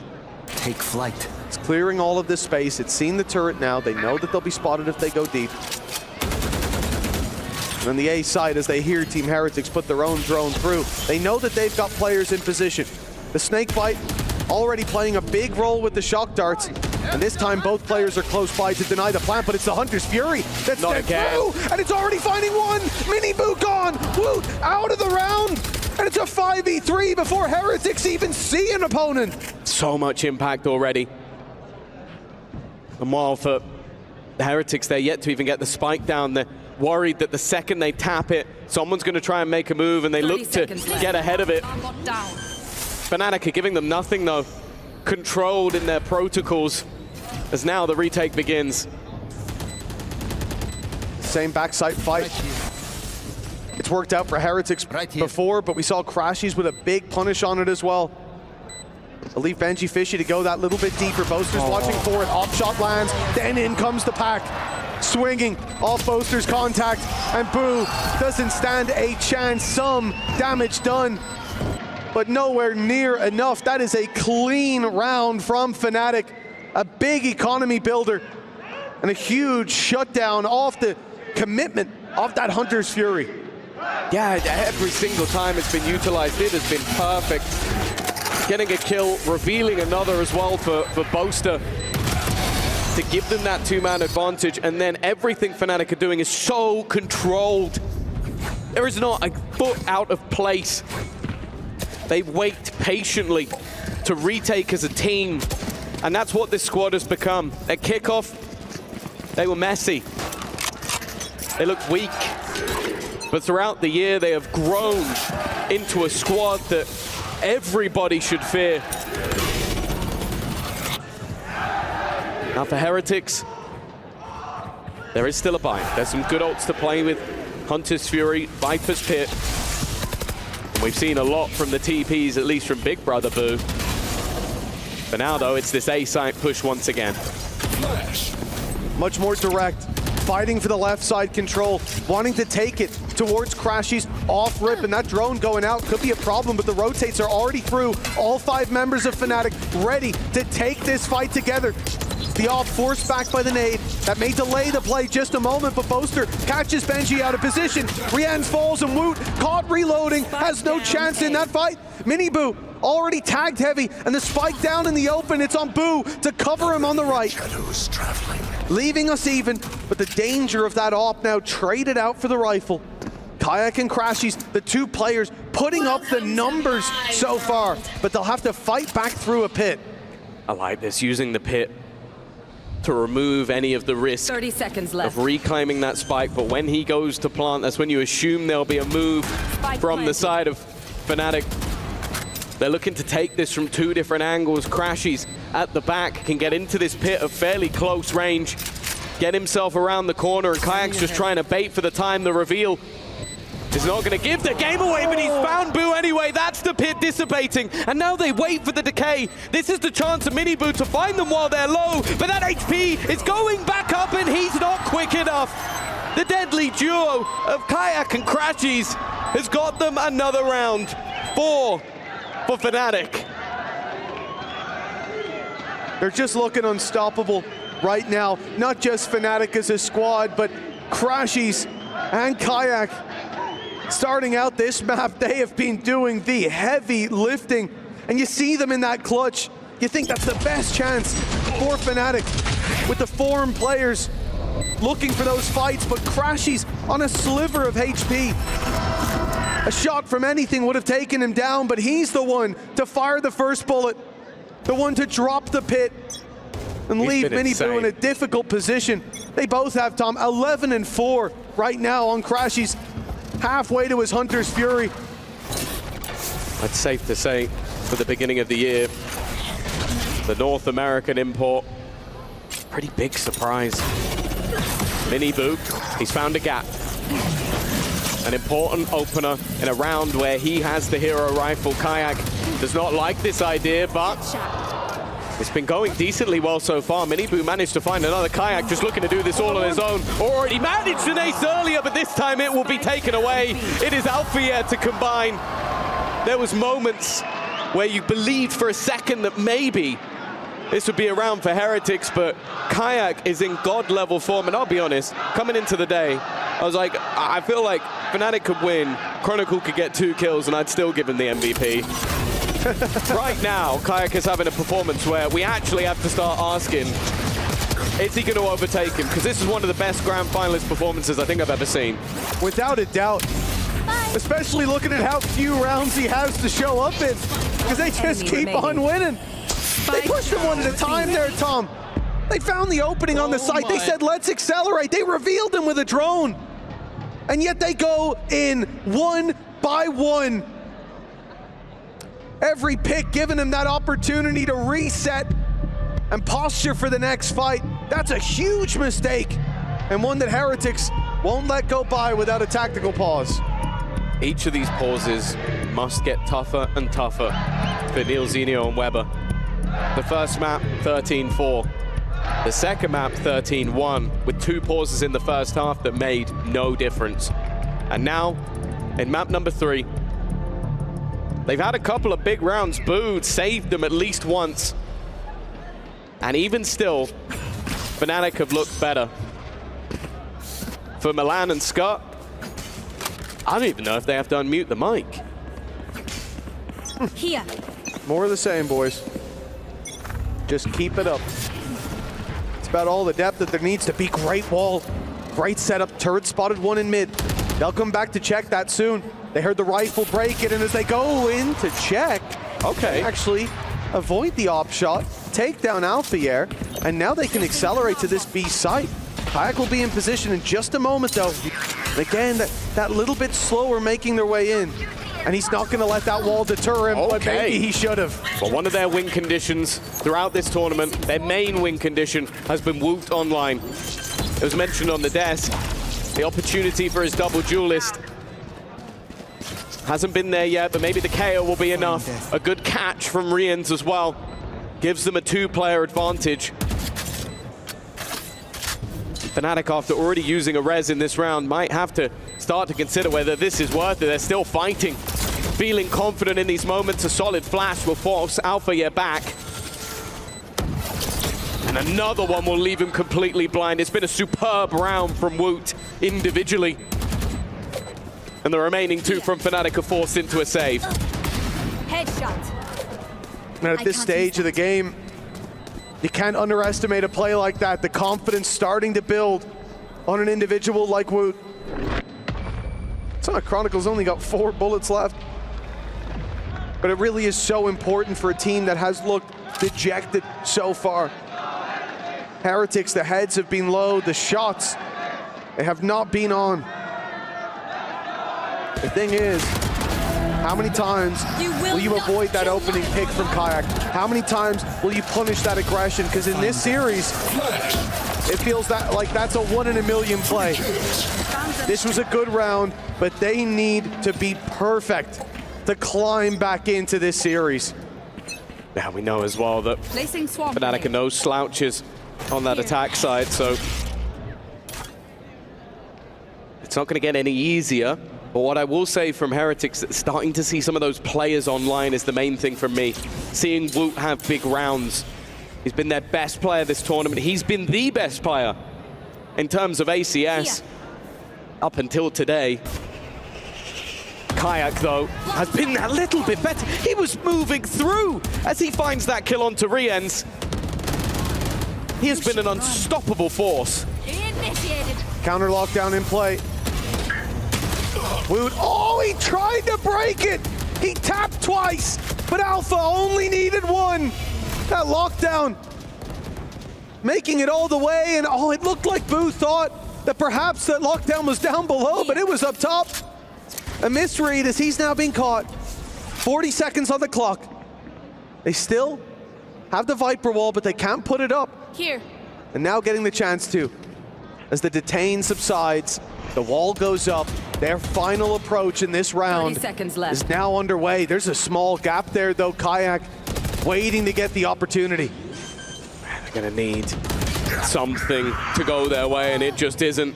Benji Fishy with 1, a second as well, but it's going to be left on to Boo. He's given them a chance. He still is unaware of Crashy's position, but he is going to be able to get that plant in. Dart sent through will reveal him. Crashy's now knows exactly where his opponent is, but dealing with him is another thing altogether. He's gonna stick this defuse at least to half. Boo may just have to swing this one. He needs to peek, and he gets it just about right. The clock in his head was bang on as Crashies tried to take it under his nose. Oh, I forgot to breathe for a while there. That was a little bit too close. What a way to lose that round it would have been, giving him that extra split second. And this could have been done and dusted here. Mental in the bin, but a big triple for the IGL of Boo. He went an entire half with 3 kills starting this series out. And right when Heretics need him the most, he's online. But so is the utility for Kayak. He didn't get hit by that knife. He makes it out with the dash and doesn't even claim a life in the process. Up goes the null command, and that's going to buy a lot of time and a lot of space for Heretics. Same as yesterday, back versus Genji. In the final map, it was where Boo activated and dragged the youngsters through, kicking and screaming. That experience paying dividends, the pressure seemingly not getting to him. And now they've needed him once again. Miniboo is going to try and play onto the spike. It's a lower buy, but Boo is there once more. Miniboo running through. He's been killed out by Riens. If there's a round for that to happen, this was probably it. It's not going to hurt them too much. And for Alfia and Crashies, removing a gun, stealing a gun would be nice. That will be the case for Alfia. Crashies is just going to try and take them as they retreat, but in the end, he will go down to the spikes. Heretics have found their footing in this map. 5-5, and even getting rid of Alfia at the end, he will still have a bye for the next round, but they'll keep their economy strong as well. Little by little, and step by step, Heretics making their way back. As you said, the buy's still there for Fnatic in the next. Boo's been a critical part of these rounds swinging their way. But in darkness, the faintest glimmer of hope shines bright. And it is Boo. A blinding light of hope for this Heretic squad. 2 rounds left to play for. And there's a world where Heretics end this half with the lead. They've already got as many rounds on this map as they have in the series so far. But they need so much more. Oh, Chronicle is already going to deal with one, but Boo was still lurking. Dealt with as well. Fnatic just a second. It looks like this is going to be close. Chronicle activates, and while Miniboo has been spotted, revealed, noted by all parties, and is slowly being surrounded, one will go his way, but he is so desperately low. A second as well. This should not be possible and won't be. Kayak gives the lead back to Fnatic as they look to try and close out this half. Well, Heretics won't be leading at the halftime, but still possible to tie it up neck and neck. Give them a chance to move into the next. Enemy down. Here. More of a battle than we've seen throughout the last 2 maps. Players stepping up across the board. A good round for Miniboo. Boo's been online as well.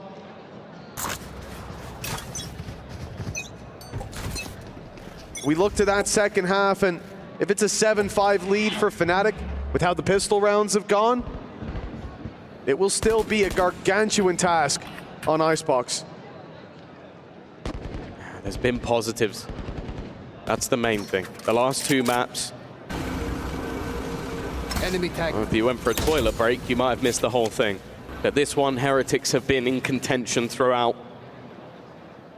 Still looking for some of the pieces to awaken. Benji Fishy has been having a rough series.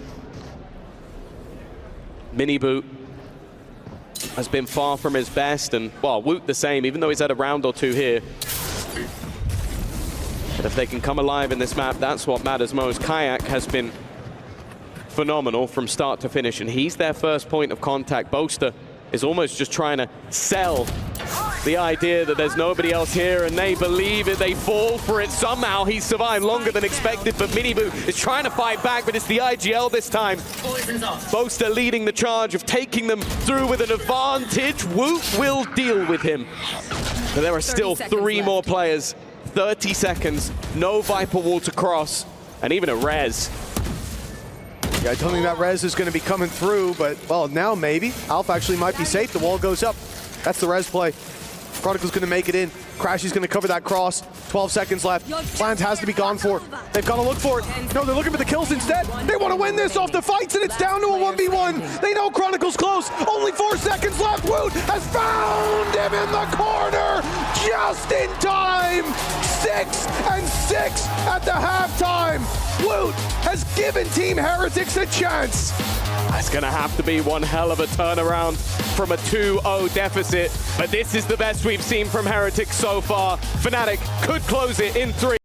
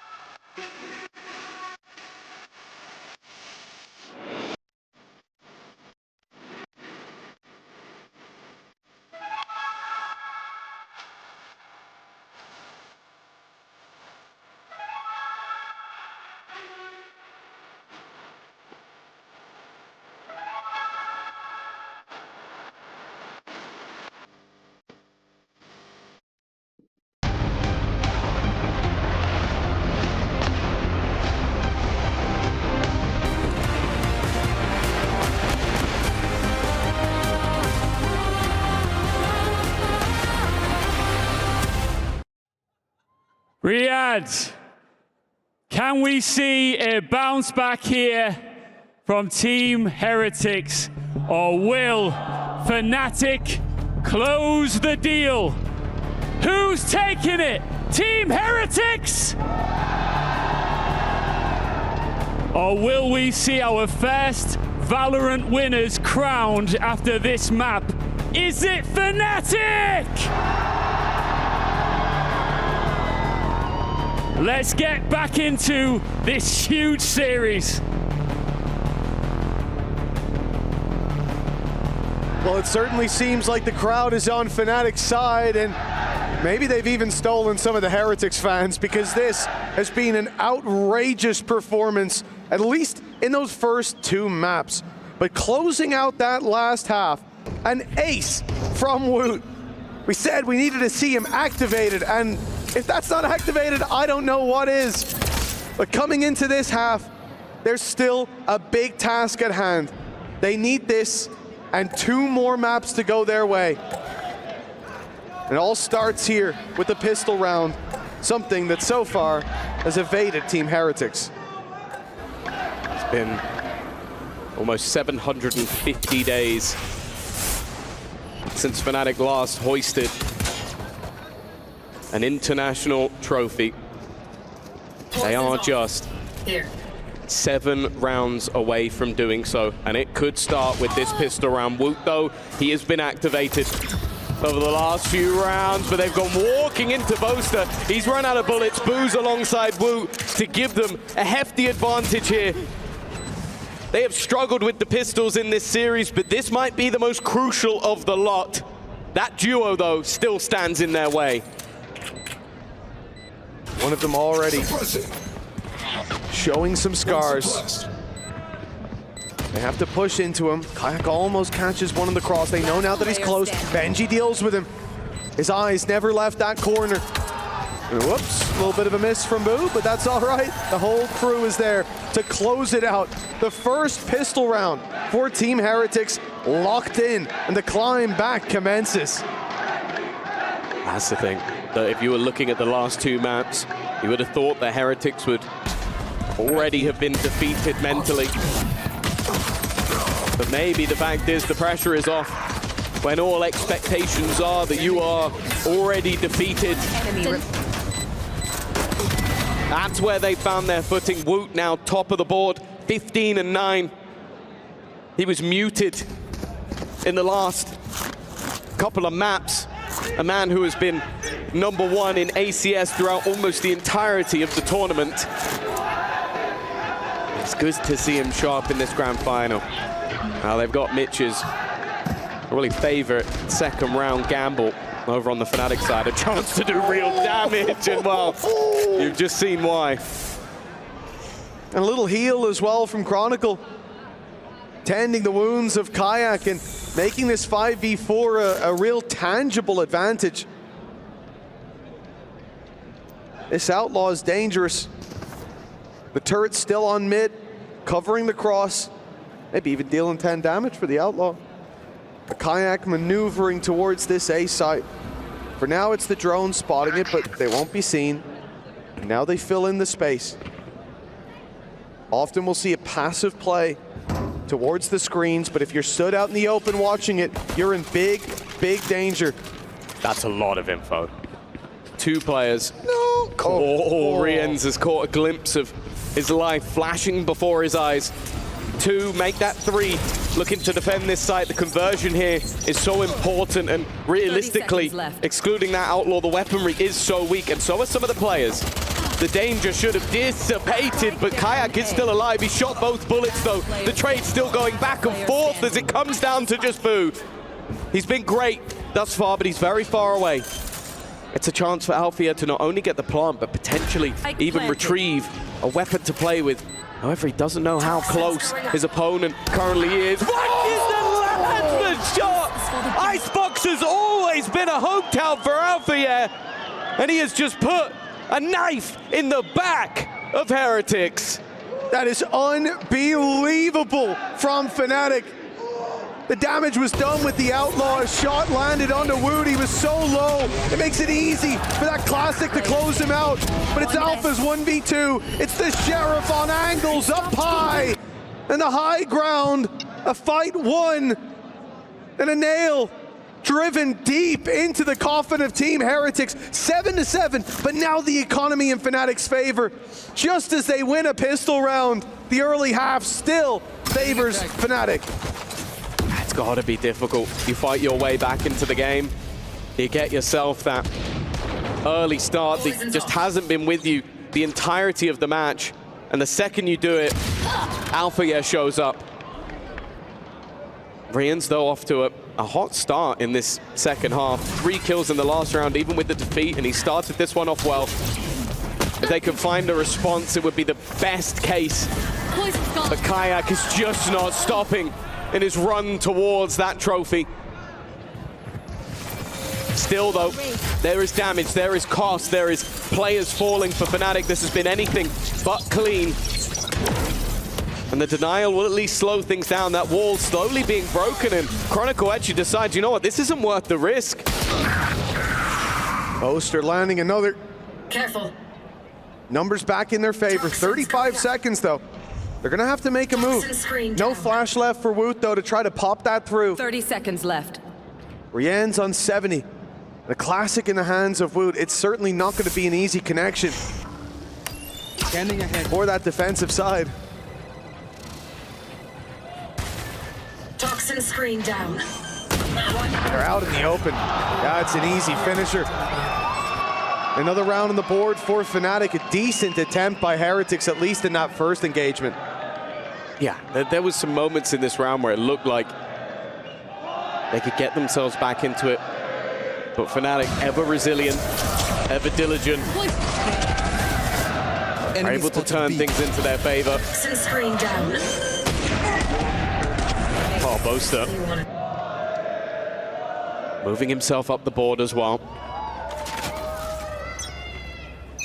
8-7. This is where the buy comes back up already, though. An operator in hand for this attacking side. Althea prepared, and Kayak watching for that aggression, watching for a player on the close angle of the AWP, but Woot, he's been a different gravy this map. 18 kills already, and he doesn't look like he's stopping.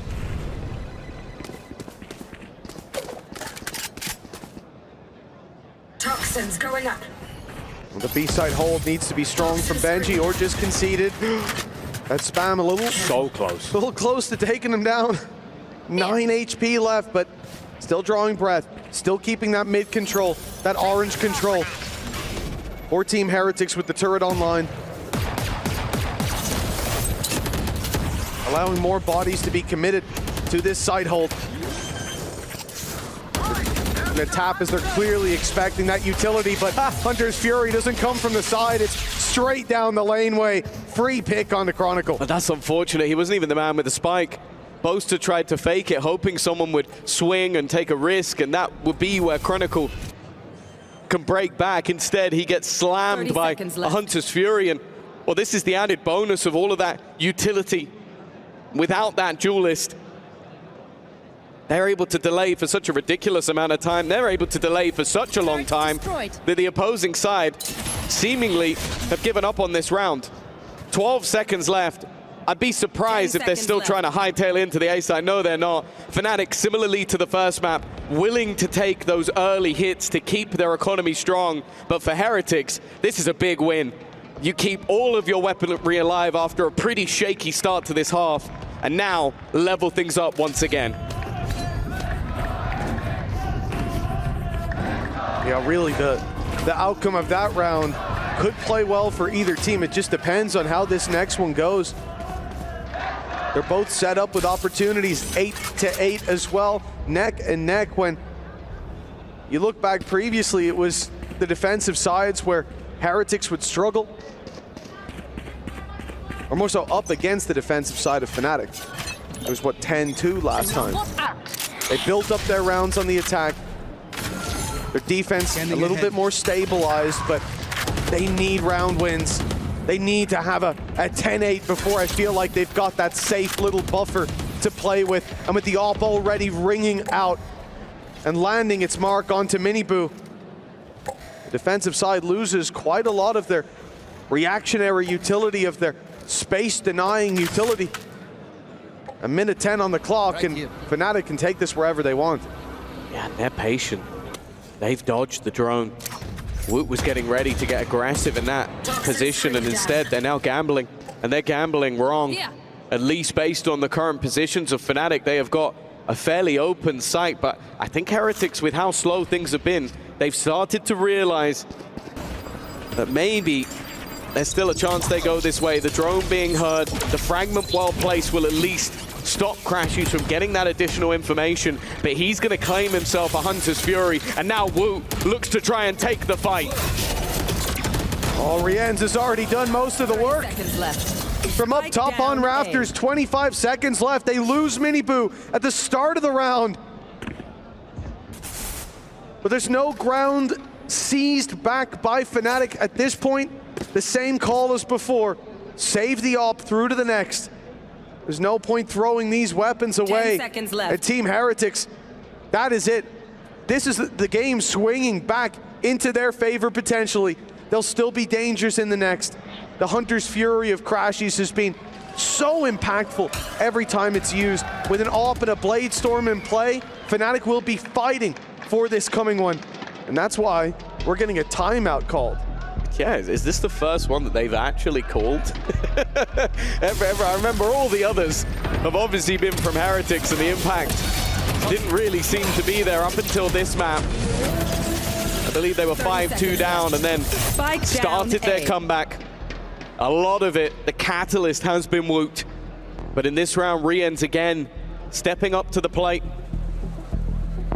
They have got themselves into a position where they're sat on a map that expectations were fairly low.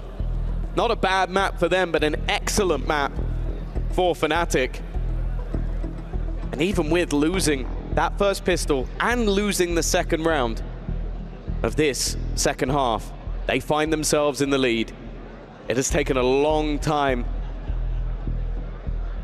for the young men of Heretics to find their footing, but they have found it at the very last opportunity. Well, correct me if I'm wrong, but I'd be very surprised if I am. This would be the first tactical timeout from Fnatic at all. The first moment that they've needed any form of guidance, the first moment they felt pressure from Team Heretics, and it's a 1-round gap. This game has been dominant for Fnatic, but it looks like the torch has been passed over.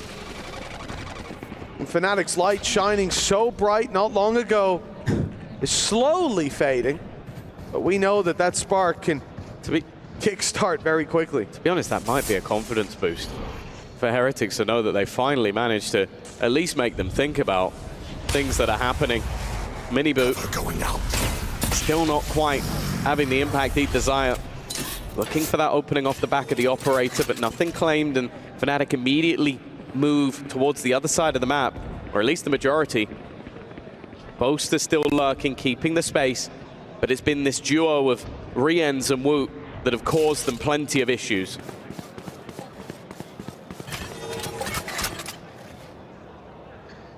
Well, it seems like every time the Kayak's playing that Blade Storm, he's up against Woot with the null command, and it's going to be activated here and now on that A site, sending them towards the other side of the map. They have to be so careful here with the op in play, already seen here. Miniboo could pick them off. He swings in on the side. This is now dangerous because Jet is here, but the dash can't even be used. Kayak's already dealt with the TP out. He's actually made it right back to the site, scot-free. A 3 versus 5 that they're now left in, and Heretics have got all the control, all the players here. Up top, an attempted fight by Boaster falls apart, and Heretics, they found their mice. They found their shots. And even though Alpha lands one, he's got a whole bunch of players to take down. Double digits for Heretics. They've beaten the buy-up of Fnatic. Great work from them, finally starting to show themselves in this series. It took a long, long time, but they are on the server, they are fighting, they are brawling, and the pressure is finally onto the backs of Fnatic. This round is where we saw a lot from the brothers boot. That operator doing so much work, but the support that he had definitely helping out, and a 3-round streak on this defensive side is still going to be met with a purchase. The operator back into Kayak's hands, the lockdown Hunter's Fury, the ultimate's still there. Now Mini Boot looking to hold on to that mid control, but there might be a closer swing than he would be expecting. Never mind! It's the rifle shown, but he's quick enough to catch Alpha's peak. Deploying drone. No lockdown anymore for Fnatic to defend their space after they've taken it, or even to get them into that A site. Late lurk coming through from Boaster. The turret will be watching it. There's no space for free. The orb taken, though, gives them the res. They could commit a lot on this attack side. Res Alpha, potentially commit that lockdown. And it could turn the tide of this A site push in their favor. Look at Woot. Woot's already walking, though. They seem ready for this, but he's very likely to try something around a flash. Timing here is going to be everything. He's a second too late, and he could lose his life. He gets it bang on, and he might just find 3. There goes a smoke that's kind of made it awkward, but he hits the guns anyway!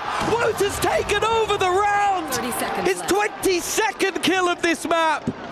And well, Boaster, there's nowhere left to go. Spike down, 20 seconds. Saving a gun is all he can really hope for, but he might just look to try and do some damage. The damage won't be felt. There's so many credits now for Heretics. On the upside, I think Boaster's about to get his Viper's Pit online, so that's always a positive. On the downside, he's going to lose his weapon, and Team Heretics are going to continue that climb. On Icebox of all maps, with 5 rounds so far in this series before we stepped into this map. This is not where I expected to see the scariest face of Heretics showing up on the server. Spike down. Finding strength in their scars. Woot activated, shots landing, plays being read, and now just 2 away from at least securing that 4th map, from at least bringing us to Haven. But this is also where the series could flip. Haven was a map that We really rated Heretics all the way through the season. People had to start banning it versus them because they were an unstoppable force. They win this map, and they get to go there, and they would go there as favorites. Now, that didn't matter when it came to Sunset. That was the one that we thought was theirs to lose, and when they did, we thought the series was over. But they've come into Icebox, and with our storyline so based around Woot playing that duelist, playing that aggressive agent, well, he's been aggressive, but it's been the KO. He's been phenomenal throughout this map so far. But as we know, until Fnatic are beat, especially on Icebox, it's never over.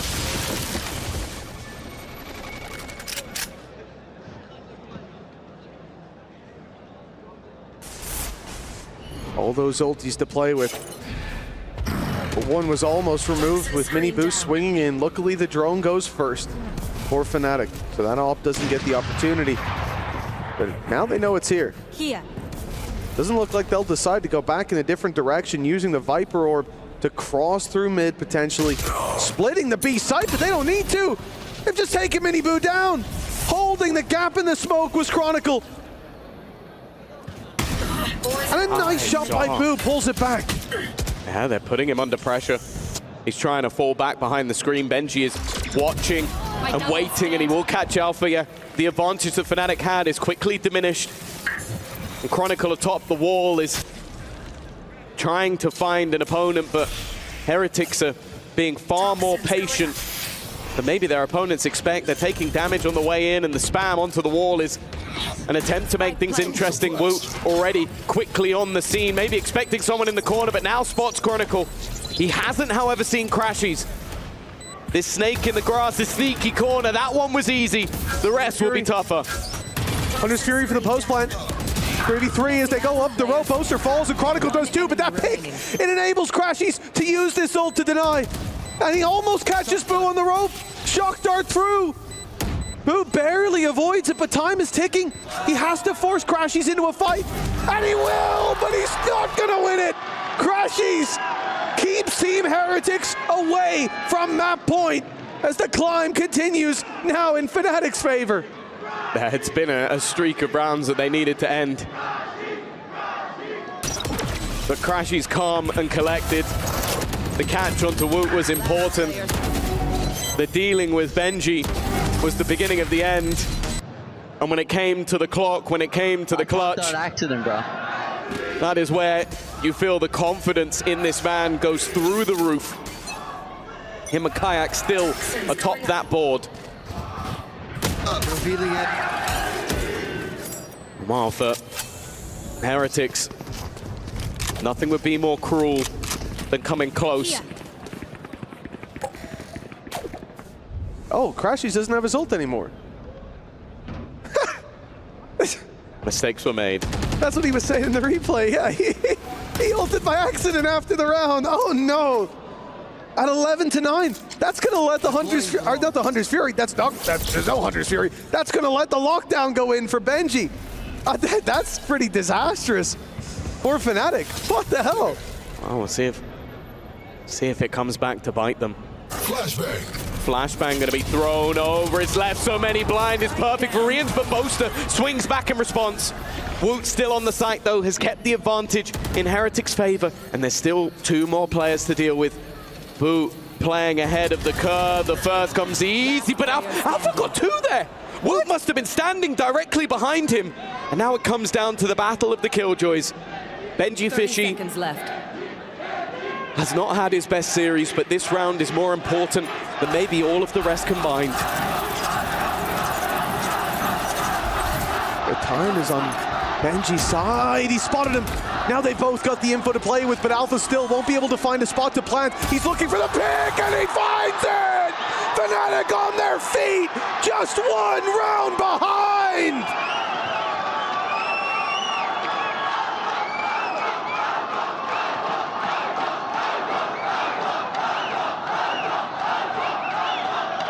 The difference between game over And one round between them is two 1v1s. Crashy's winning a 1v1 versus Boo. Standing. And then Althea winning this final fight versus Benji Fishy. He had to take down 3. But the fact is, it was so unbelievably close to already being over in this map for Fnatic. But that is the problem with this team. That is the problem with this map. If you thought them being 3 behind was an issue, oh, watch them when they're 11-3 down. 8 rounds behind, it didn't matter. And while for Heretics, this map has been a display of what they can do. A display of the skill that sits on the other side of the stage from Fnatic. But if this map slips away, I can tell you for free, it will hurt much more than the rest. It was a 1 versus 3 in the end for Althea. That puts them 1 round behind. Missing that Hunter's Fury could be a key piece of the puzzle for Fnatic missing. Punish utility sent through to defend the orb. It's a good job too with Rian's 1 away. But instead the fight for Team Heretics is on B. Look at the deep control they've taken. They've already pushed all the way through B main. Knife goes down, Miniboo's there, Rian's as well, but the rotate after orb taken is going to take a long, long time. And he won't be close enough, nor will it be worth committing to try to get rid of that lockdown. Counter pits go into play. This is everything. Both teams have 2 players that are currently stuck in the mud, and while Rians is going to try and act off of this, using that Hunter's Fury, he's done damage. They'd love to have one on the other side, but that was fat-fingered a couple of rounds ago. Into the pit they look to fight. Dealing with Boaster is the goal, but it's Kayak that already falls. Boaster hiding in the corner. Up top goes Whoop, but he's actually going to win that. I thought he'd be dead to rights for sure, but they picked them all apart with ease. It is finally time to say that Heretics have a map point. I didn't think we were going to end up here. I'm not sure that Heretics did either. After those first 2 maps, a quick grand final was on everybody's mind, but hold your horses, say Heretics. What a retake this was. How did he not die? So convincing. Clean in every single duel. The Hunter's Fury helped. It tagged up some players. It took 1 out of the equation. But for Heretics now, 2 chances to close it out. And look at what Fnatic have to work with. Weaker weapons, only 2 Vandals. A res online at least, and sure, Heretics spent everything for that last round win, but it has set them up for victory. They should have maybe been there already on this map. The clutches have saved Fnatic for at least a couple of rounds, but the fact is, OT is not out of the question. You can never doubt Fnatic when it gets to these late rounds. But for Heretics, it now feels like they've deserved themselves a map. The first 2, they weren't even close, but they have found that little bit extra that they needed. And while Miniboo's gonna go for the first fight, and this one's a little bit shaky. Benji hasn't managed to capitalize, and that might come back to bite them. Those weaker weapons survive a little bit longer. Flank up now from Wood. He throws a flash in as well just to draw their eye, but they still have an alarm bot behind. As long as Althea stays alive, they can focus forward. Look ahead at this push coming through. The res online, not easy to use here for Chronicle. He's gonna wait for someone to go down. Sheriff in hand for Boaster.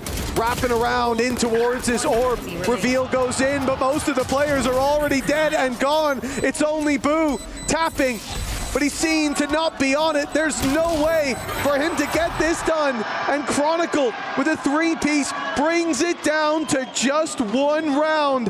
The distance being traveled here in regulation. And overtime potentially on the cards. It's been a back and forth fight.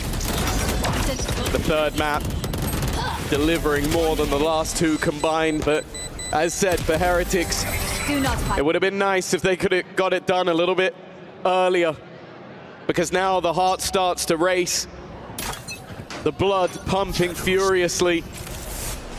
And the pressure, even though they're in the lead, is on their back. OT resets everything, takes away all the hard work, the 2 poor starts that they had off a bonus, or sorry, a force buy of sorts, and a pistol loss. All of that is undone. And it would come down to just who has the stones to take it over the line. The Crusher will be wheeled out. And for Fnatic, we know their goal is to get it done in 3. Well, it's almost back within reach again. Benji Fishy holding down mid. He might have an early flank on them, but that turret's still up, and on the other side of that smoke is Alfier. I'm not sure if he saw him. I don't think so. Benji, but he's waiting patiently for this play to come through. There it is, the hat seen by both players. The turret destroyed. Woot activating onto Crashies, but dealt with after one with the res online. This is a big problem. They go pushing on B. Kayak's there to catch them. Fnatic now in a 5v3 thanks to the res, thanks to the lurk from Kayak.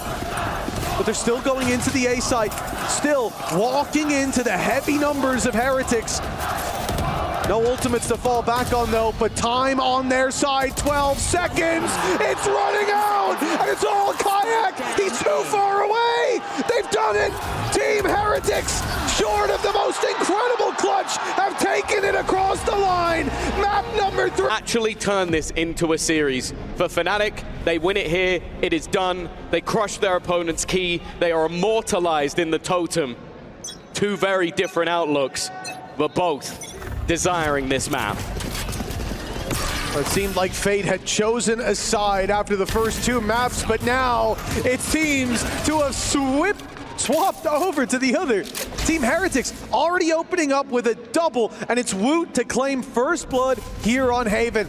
A solid start, as Fnatic, no doubt, especially putting Alfier on that chamber, you're coming in and you're saying, okay, play comfort. You had some good rounds, the crowd was screaming your name, and this is an agent that could let him run away with the game. That's a shaky start. Crashies picking back 2 though.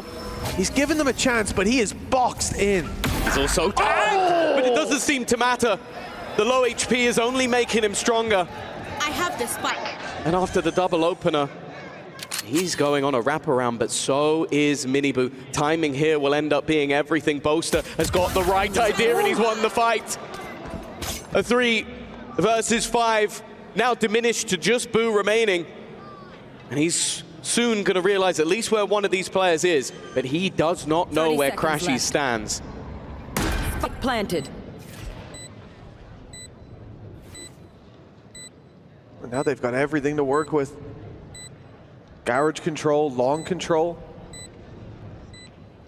The only difference here, I suppose, no star down from Boaster. I don't know if one's regenerating as we speak, but there was one pulled back on B. Maybe they won't even need it. Boo's already tagged heavy. The tap comes in, there's a reveal to fire straight into that smoke. No need to fight, but Crashies is hungry. His taste for blood, not quite quenched. And a 4-piece again in the pistol rounds.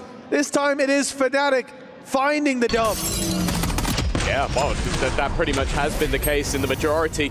Only a singular pistol round going the other way, and this one probably should have been the second, but for this man, having a worldie of a round. Boxed in the corner, stuck in the back of sight, position known, and somehow he lives to tell the tale. For Heretics, that's going to be a bitter loss. Need that back. Momentum with this composition is definitely important. We've seen them dominate sides, but we've mentioned it plenty of times. They were on the other side of the pistol victories when it came to their semi-final win. That works. And now when they're fighting for a trophy, the only time they won the pistol, they lost the second round. And we talk about Viper as a controller who bleeds into that Sentinel role, and I think for Chamber, you can say the opposite, a Sentinel who bleeds into the Duelist. But for Alfier, my expectation high for him here on this map, I look to the other side. Woot has to deliver. Has to be a strong statement. Here on this map, the same for Miniboo. Or this round, they shouldn't have much to say, especially the gamble early not paying off.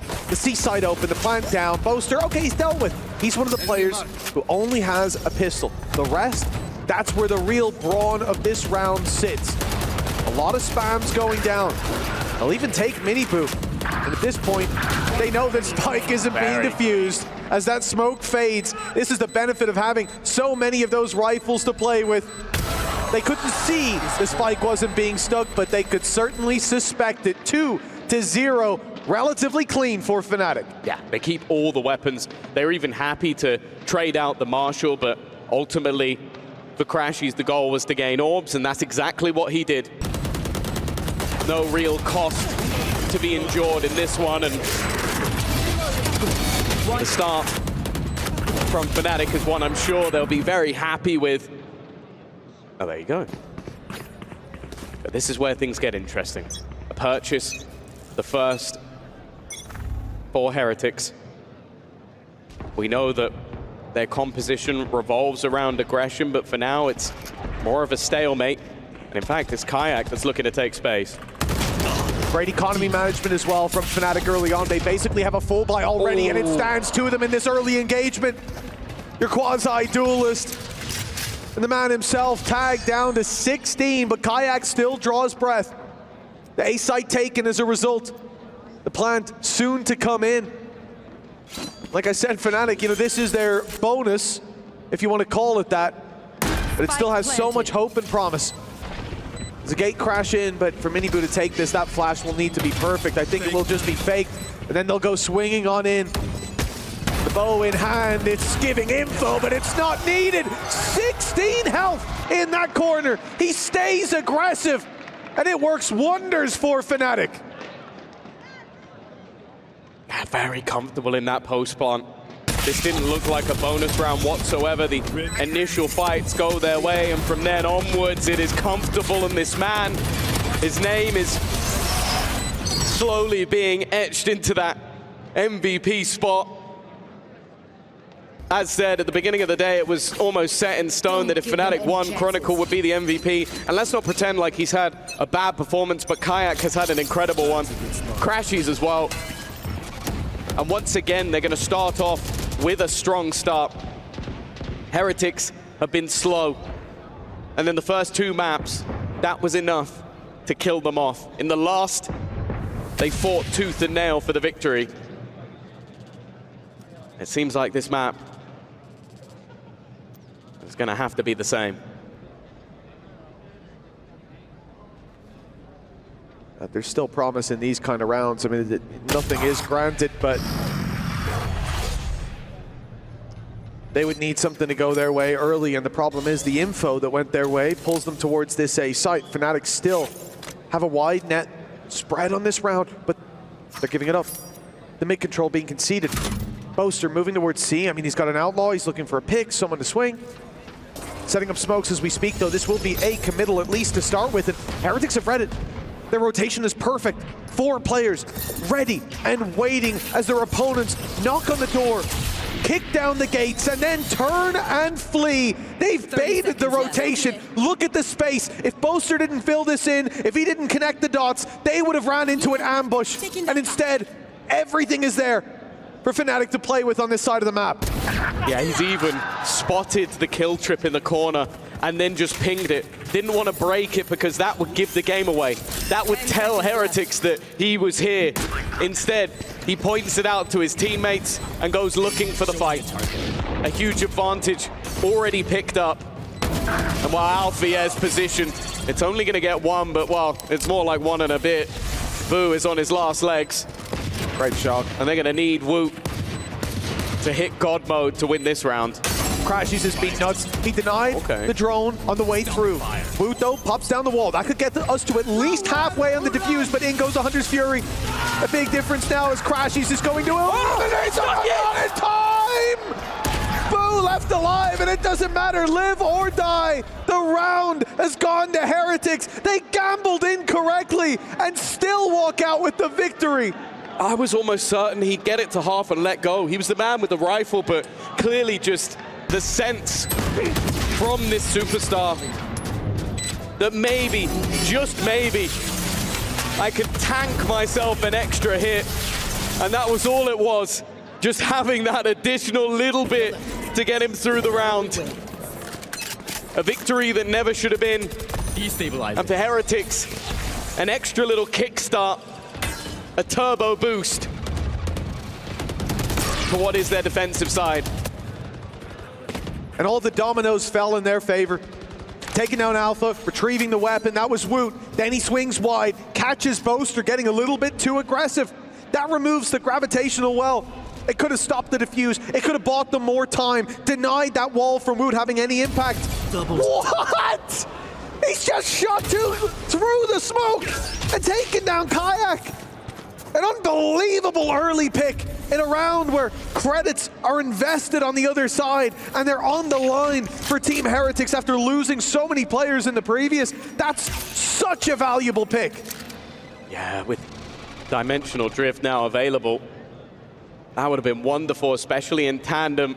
Ooh, careful. Close. Rian's almost sacrificed to Alfia in the walk up. There's a player in the corner the Chronicle has to be careful of. He's not checking, he's hearing the steps. The shield probably would have saved him anyway. And now the walk up from Boaster with the spike. He doesn't have any support just yet. They're only just making their rotation in. Alfia in a good position to try and get something done. He's looking for the players with the Hunter's Fury, but it's too little, too late. Woot has already closed out this round, and even saving that operator. Well, he should have been dead already. I don't know how he's lived that long, but Heretics won't care. It's a flawless round after a miracle round, and now they're getting closer to Fnatic once again. That looked like it could have been a start that Fnatic run away with. A 4-0 beginning, and who knows where it goes from there with the economy looking good. And after, as you said, the miracle round, the big performance by Woot, Spike down. they're able to fight their way back in similar fashion on that retake of site. Unbelievable opening though. The fact that Miniboo's able to creep up, fire a shot through the smoke, and eliminate what has been the strongest individual for Fnatic so far. It holds so much value. The op shot not landing here though. And look at Kayak. He's in another dimension, but he will be conceding that fight. It's what they were hoping for the last round, that he would lead the charge, but was picked off already though. Fnatic not looking like they're down and out just yet. 2 quick picks. The dimensional drift will be used on the other side. Boo, a little bit of redemption. They already know where 2 of these players are, trying to block the bullets, but it hasn't worked out. And bear in mind, Miniboo is left on just 10 HP. An impossible clutch, and whoa, it won't become probable. Chronicle will make sure that lead is not going anywhere just yet. Well, the claws are out on both sides. Heretics have found themselves. It took a while to warm up, to shake off those grand final nerves. They know that their story has so often seemed written when it comes to this stage of the tournament.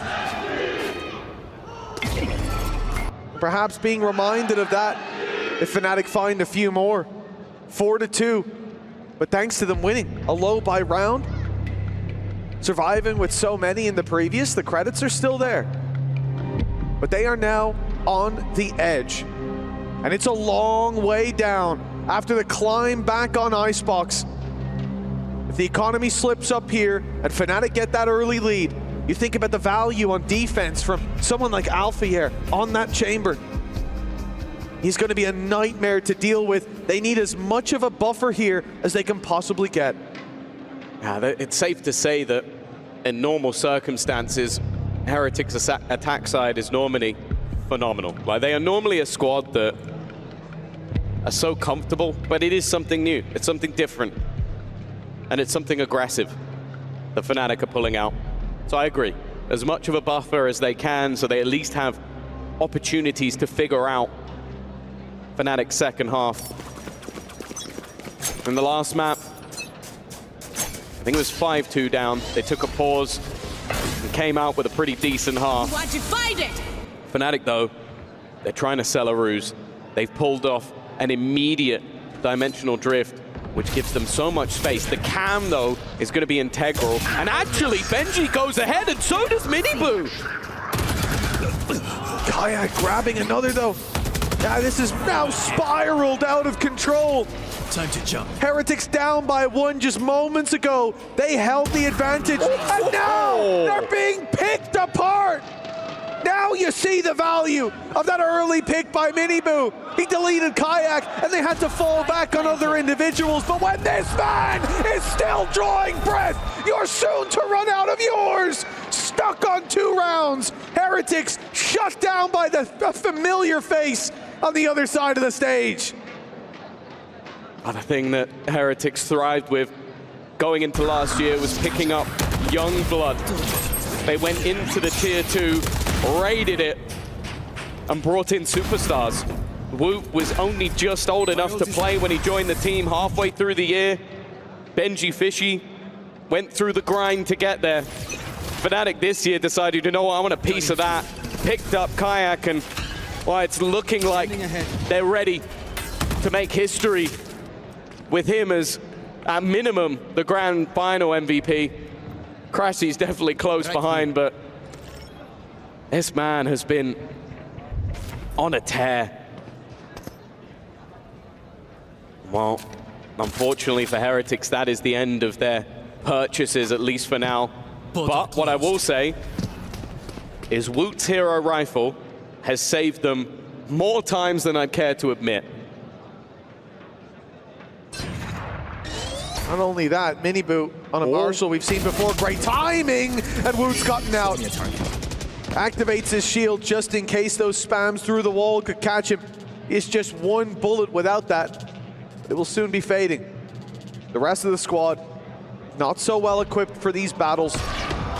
Alfier, he's gone right into Miniboo. They both hit. Shot from the Sheriff that takes him down easily and gives it off into their opponent's hands. Team Heretics, they're now favored in this round. 30 seconds Woot's left. already given his rifle over. Happy to play the sacrificial lamb, but they have heard those rotations over into the B site. It gives them space, as they will be able to get themselves into a post plant. And this is where Boaster, I think you could see, he was reclaiming one of those orbs. A chance to have that post plant set up and buy themselves extra time. Now Woot, as you said, he's going to be that sacrificial lamb. He knows he's got to go down first. Get them around those initial corners. Rian's and Boo, they've done what was needed to trade out those picks. Kayak's down, and it's all on Boaster. He's found his first. Here's the steps. Knows they're both there. Time on his side! Boaster! An unbelievable clutch!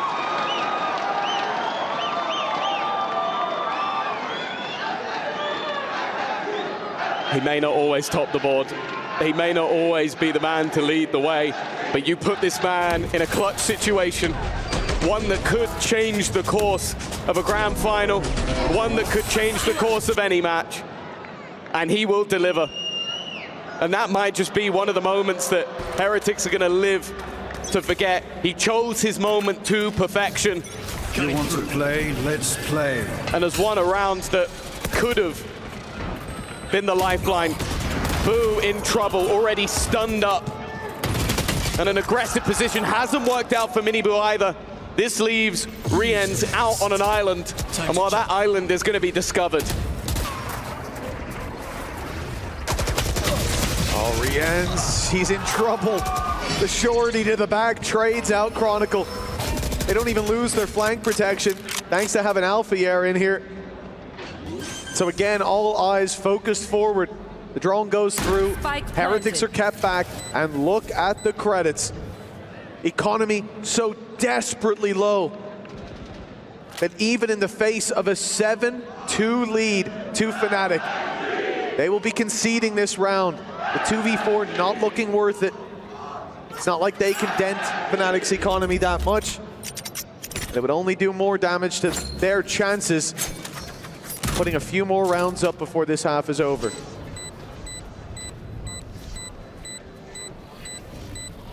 The save is a must. We've mentioned it already, the value of a single rifle in the hands of Woot. It came close, but for the Boaster clutch in the previous round, the previous map seeming more like a blip than any change of fate or change of direction for this grand final. As Fnatic have a date with destiny. They were the first team to have themselves back-to-back internationals. They were a team that were feared for the entirety of 2023. 2024 didn't quite go to plan, at least on the international stage. In 2025, they had to change the way that they were going, bringing in a player, but more importantly, I think, changing the coaching staff in the backlines, who ever since joining have made this team look even more terrifying than it was before. For Heretics, this is their last check-in.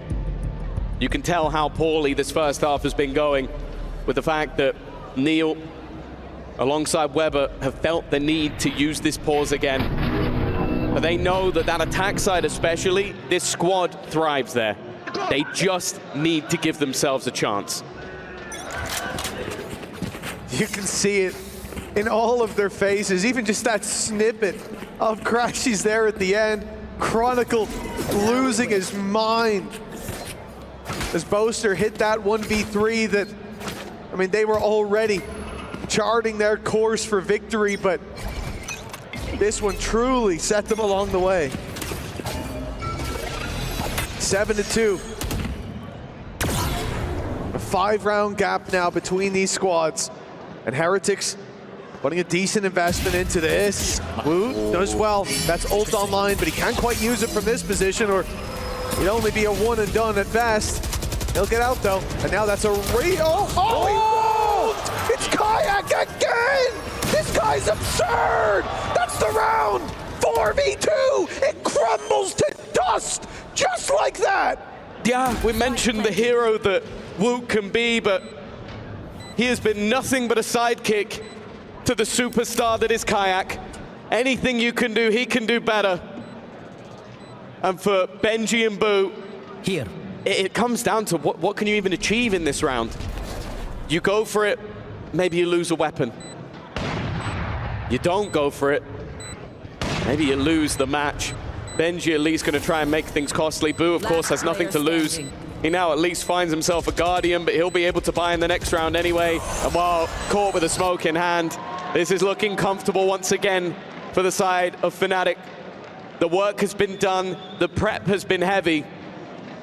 And with an already dominant-looking first half, it's his own flash that sets him up as well.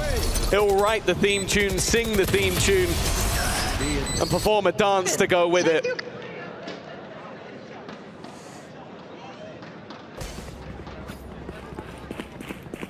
That is just 16-4. An unthinkable talent on the side of Fnatic. They found the opening, man. I thought Woot was out. I thought he'd made it. And a flash jump peek through. 2 quick picks, an op follow-up, and the round is done. He's just bailing them out of impossible situations, and then if they're not on the back foot like that, he's the one to put the right foot forward. 6 rounds in it, a full buy for Heretics. They have been crushed by Kayak in so many of these battles, and of course, even when a player hiding, it's the same again. Rians has to cancel the ult, because guess who's around that corner? It's Kayak! Once more, the death dealer from Fnatic, and Heretics in a worse position than the round before, but they're running out of rounds. One enemy Oh, the main thing that I'm running out of is questions. At the beginning of the year, the question was, can he replace Durka? After that, it was, can he do it when it matters most? The only question that's left is, can he be stopped? Because right now, the answer is a resounding no.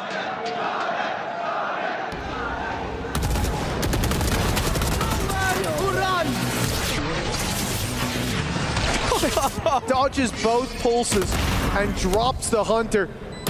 He's got plot armor. That's what we're seeing at this point.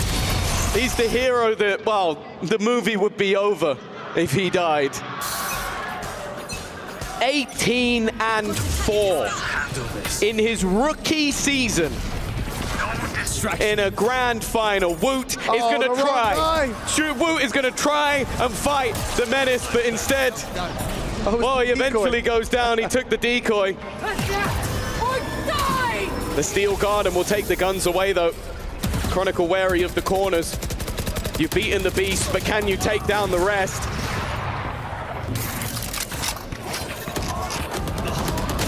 Oh, nice angle by Boo. Oh, no! They already dropped one! He had the jump on them! He needed more from that position. The flank watch there, but Alpha gets dropped, and oh, it's Boaster to fire right back after eating a full course of lead. He's left on 20 HP. It should be an easy conversion, and hell, Woot has been here for this team every step of the way. The last round of the half, a 1 versus 1. When you think back to this C site, to Boaster's clutch, he took down 3. The odds were against him then, but he needs to move fast. I think he was spotted, but that wall gives him an out. Oh, it does. And I think he's made the realization. Woot can run forward. And now, as the Cosmic Divide fades, Boaster sells a ruse, sells a thought, but Woot will not fall for it. He will keep them alive. And as a curse faces off against Heretic, that second place curse that has held on to them for yonks. Now the 9-3 is all they have on their side. We'll be back after the break.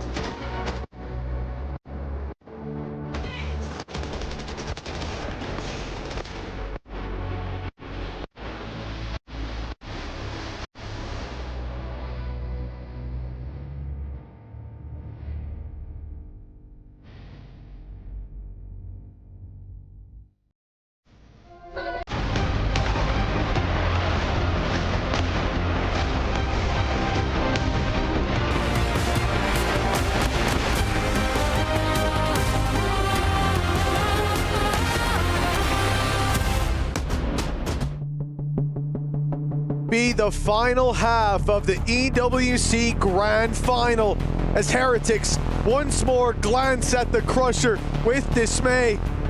Their key could be on the way. Fnatic have pulled out an incredible half, but more so Kayak has. 18-5. Whether he opens the round or pulls them right back into them, he has been leading the charge for this squad, separated now by 6 rounds.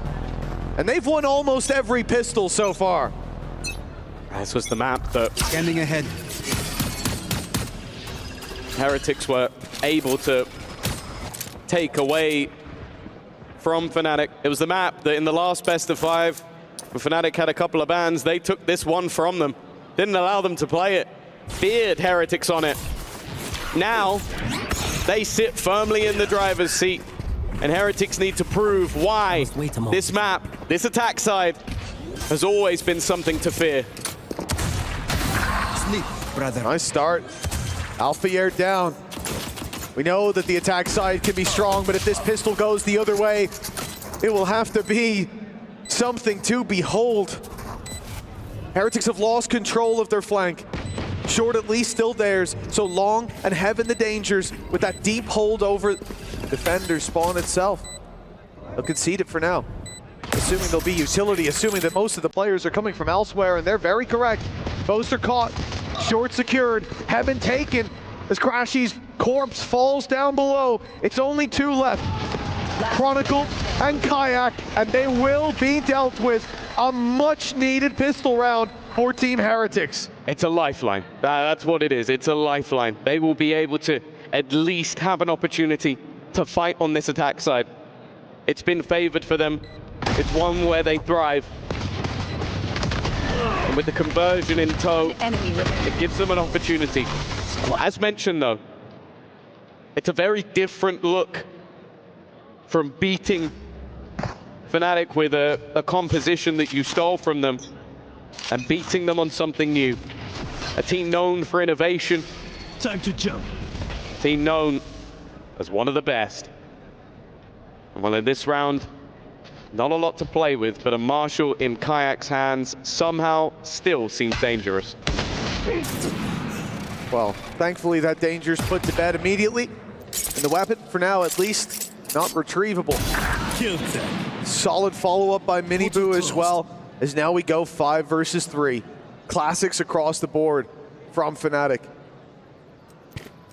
After that previous map where Heretics at times looked polished, they've come into this one, at least half number 1, tarnished as can be. But perhaps the dead who yet live can find their way back out of the grave that they have 1 foot in. This round is necessary. It can't even be close. And it shouldn't be either. They've got the info. That's about all Fnatic really have in their favor in this round. Weaponry is in the bin, of course. You got their headhunter, but only 2 bullets within it.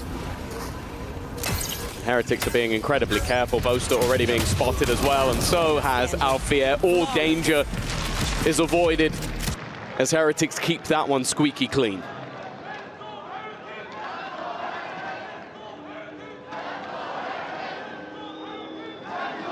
And once the buys come out, this is where the tides could turn, but for Heretics, they have to hope that's not the case. Remaining. Flawless. They're looking for plain sailing from this point forward. 9-5. We've seen many teams make their way back into a game like this, but my worry rests with a man like Alfier. He's 5-8 right now. The attack side was not kind to him, but it was defense that I was waiting for him to show his true face, his true strength. Already that shock dart, that's going to eliminate the double tap. No second lease of life for Woot. It means that that first shot becomes ever more deadly. They've got a pretty good bonus round in here. The Marshall, the only major weakness, everything else is solid. And I think Heretics knew that they needed to put a hefty amount into this round. You can't really afford to allow Fnatic to get to double digits and you be on half. Even still though, they've tried to feel out the map, but really not found anything for it. The dart won't clear a thing. With 45 seconds left, seems like the B site might be their current option, but with still 2 players heading towards A, it seems like they're going to try and sell a ruse. 30 seconds left. Yeah, and it's working.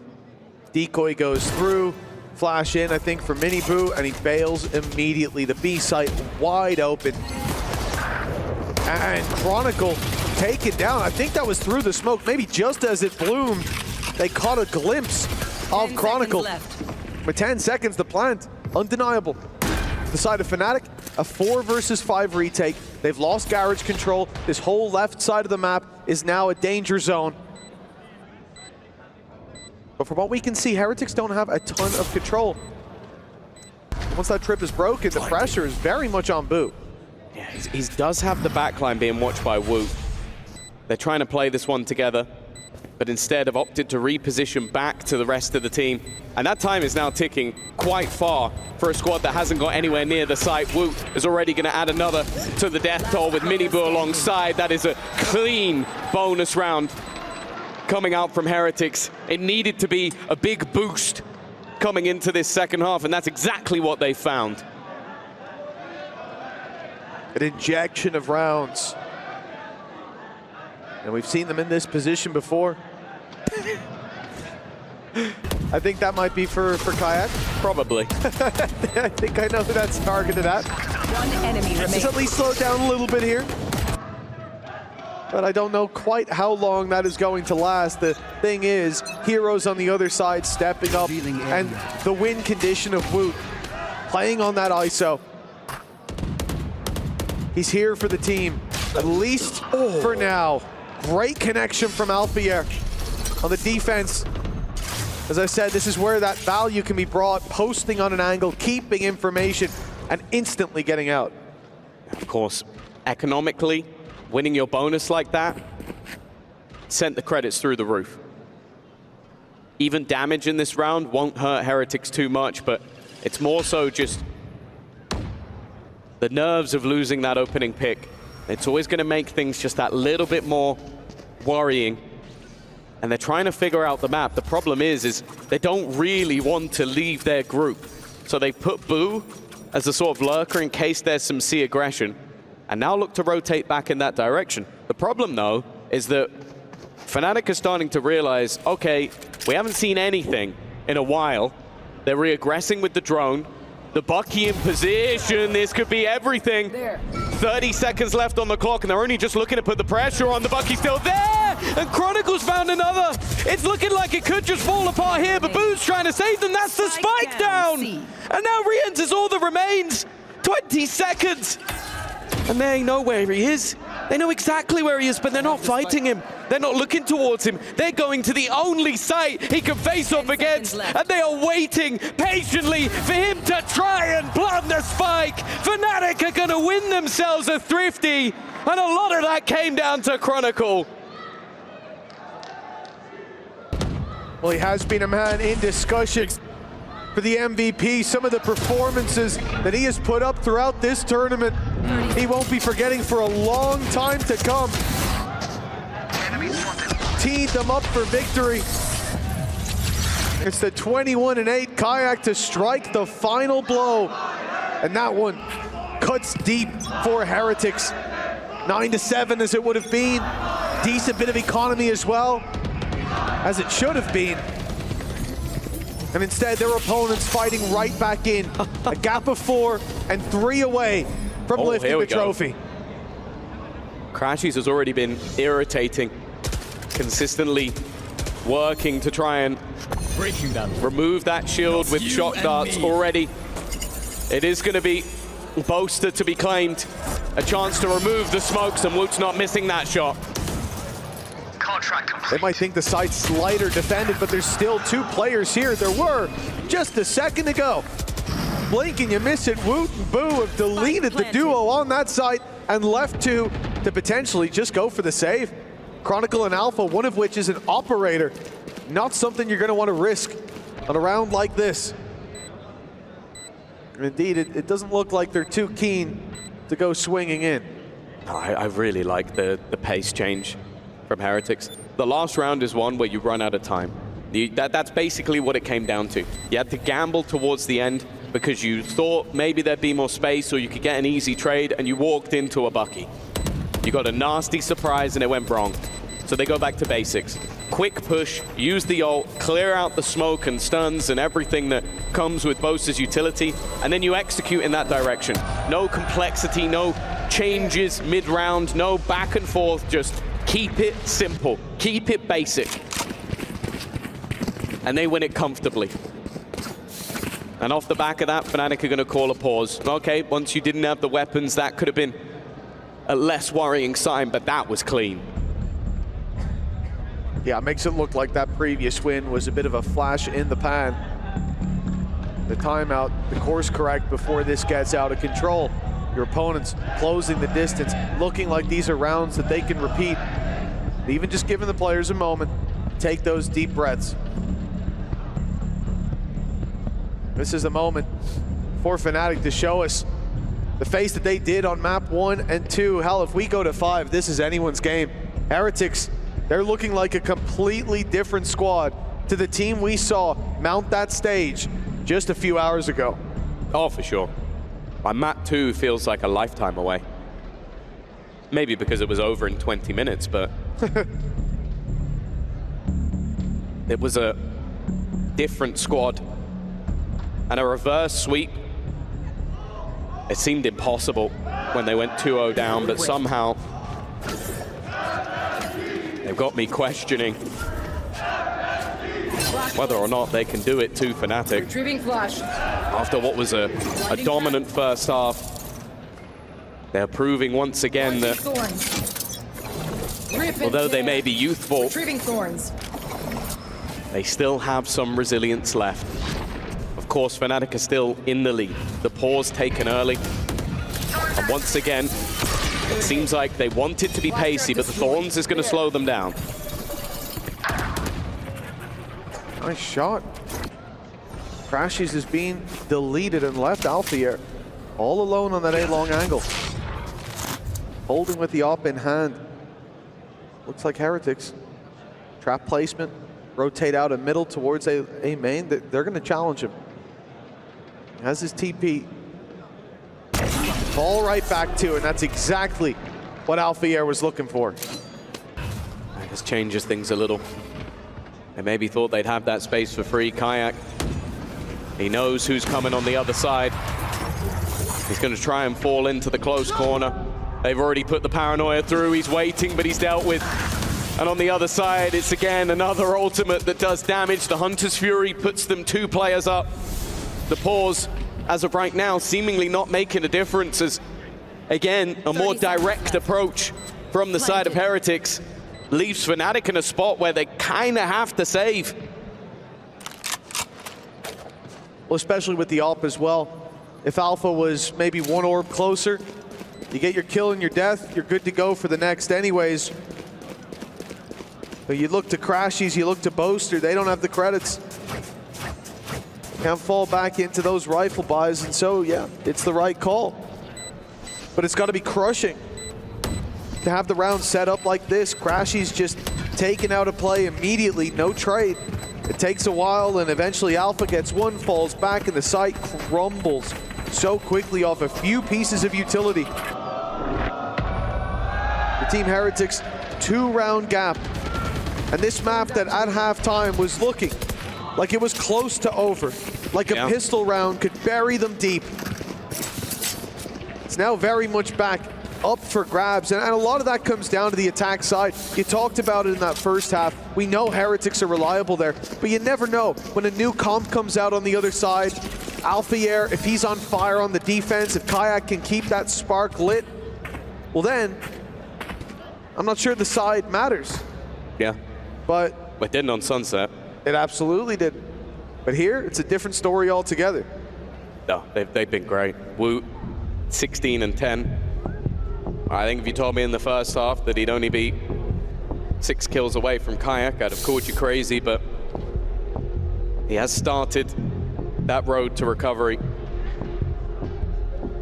A player that, when they played in that grand final versus Gen G, was by many considered, at that moment, the best player in the world, that it wasn't that far after his debut. That's the absurd thing about it.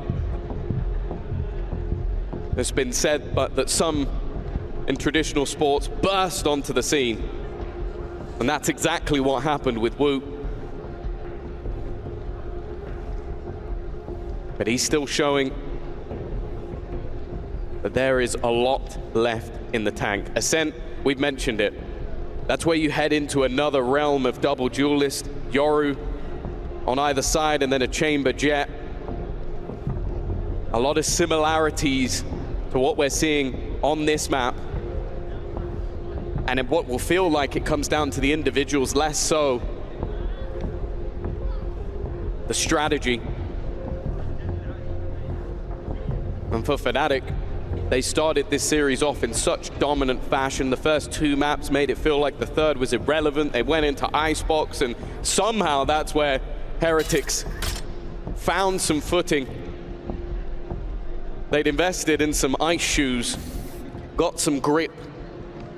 And now on Haven, after a 9-3 deficit, a pistol, a necessity, a bonus that came their way, the difference is down to 2. Well, our technical pause, a short reprieve for both teams. Their breath stabilized, and now let's see if Heretics can stabilize those rounds. Again, they will be looking for this early fight on A long. Same old recon being destroyed. Alpha, though, he was suppressed. He couldn't get out of there. Couldn't click his fingers and bail out to the A site, back to the safety of his teammates. That's a great trade early on for Team Heretics. A weakness in play for Boaster and Crashies. An ult for Kayak, but he doesn't need to use it just yet. They know there's players here. Good flash. No follow-up pick. Fnatic really want that man advantage to work with. Another decoy sent out alongside that reveal, using their utility, but Heretics are avoiding giving anything away. Also, look at Boaster. He's got so much information already, but the problem is there's been the teleport to the other side of the map. Now, of course, Boo is not willing to risk this with the spike, so he can't get them into the afterplant, and now the dimensional drift going to be used to try and figure out where these players are actually going. He'll spot them sending it towards C, and that means that the rest of the team can start to gamble on that direction. The problem that they have is that Boo's already here, and unfortunately for Boaster, he does not have the weapon to fight them on this cross. That smoke grabbed well. It's allowed him to get a little bit closer, though. He's going to draw the eye, try to let Crashies follow up with a kill. It's a little bit messy, and Miniboo's already wrapped around.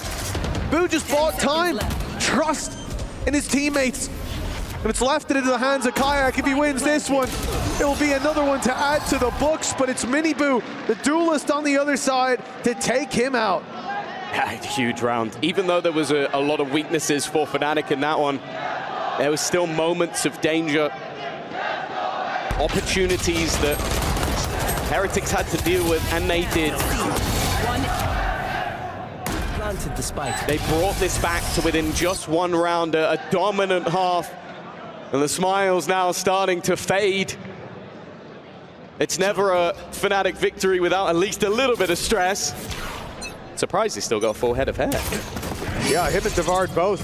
They're doing a great job. I don't know if they use Moose or what the secret is, but The player. yes, I think Moose is their secret to still having hair. Yeah. You should message him, Tom. I'll send him a DM. We'll get this sorted.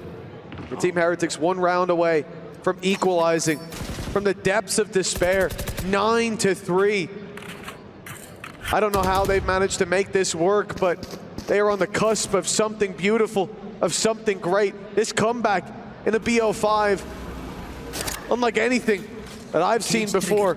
And for Heretics, with the storyline that's there, we know how much this means to them. Who's next? Already. Dimensional Drift has been used. Hunter's Fury sent out almost for a little bit of information. He's going to have to leave the other dimension as the rest of the team look to head in towards what is a pretty nasty trap setup. They've timed it well, though. They go through together, weaponry removed, but that doesn't matter for Woot. Put a sheriff in his hand, and he will still knock you down.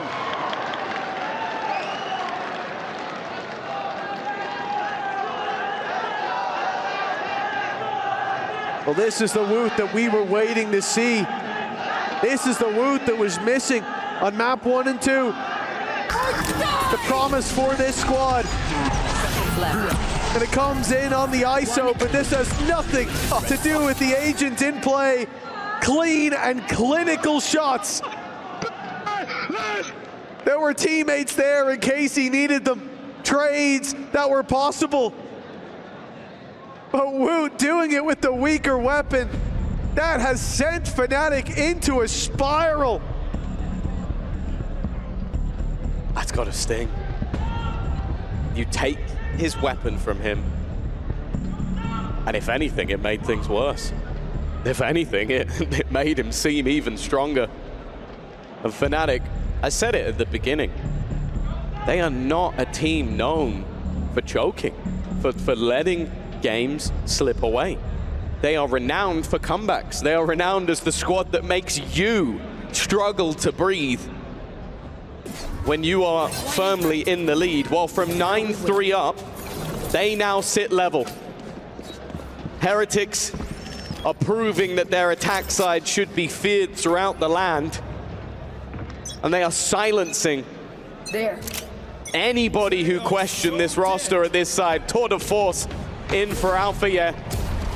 It's you and me. He's going to try and make a difference in the meantime. The kill contract has grabbed another. It's a nice shot. Wu will face off, though, against Chronicle, and in the meantime, his teammates are doing the work. They're going back to grab the spike, but hopefully not to go to this A site. It is to go to this A site. It's to go right past Crashies. He's only got a Sheriff. Inspired perhaps by Woot in the previous round. They don't clear the corner in time. He swings in and only one found. But that, it might seem weird looking at the sidebar, but it gives Alpha a chance. He's got his ultimate. He's got 3 shots still. He needs to be so quick, and he gets one and out. 32 HP though. The margin for error slim, and he checks the wrong side still. Boo was so quick, I don't think it would have mattered.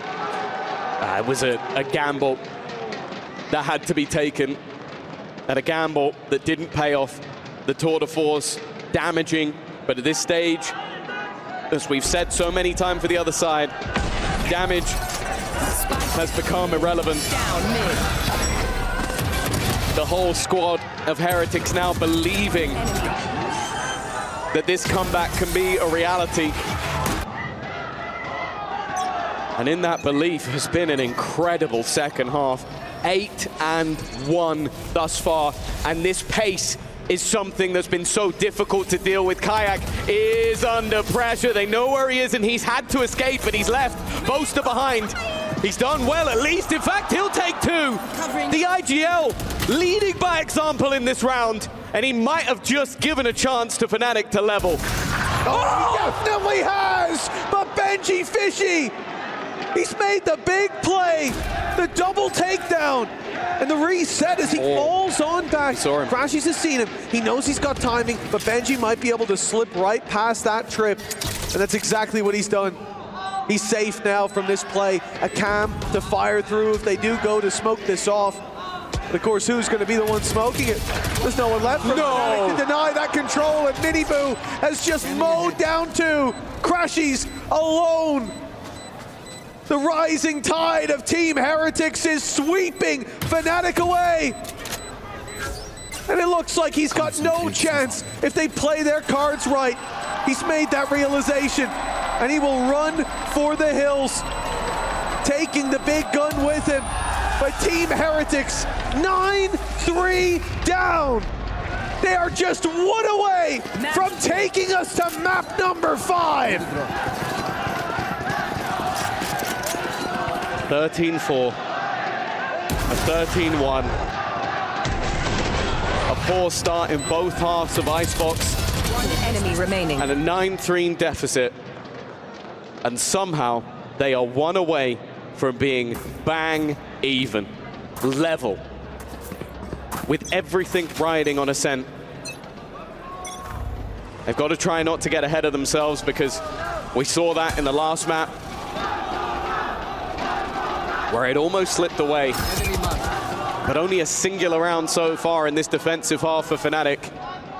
They need double that just to go to OT.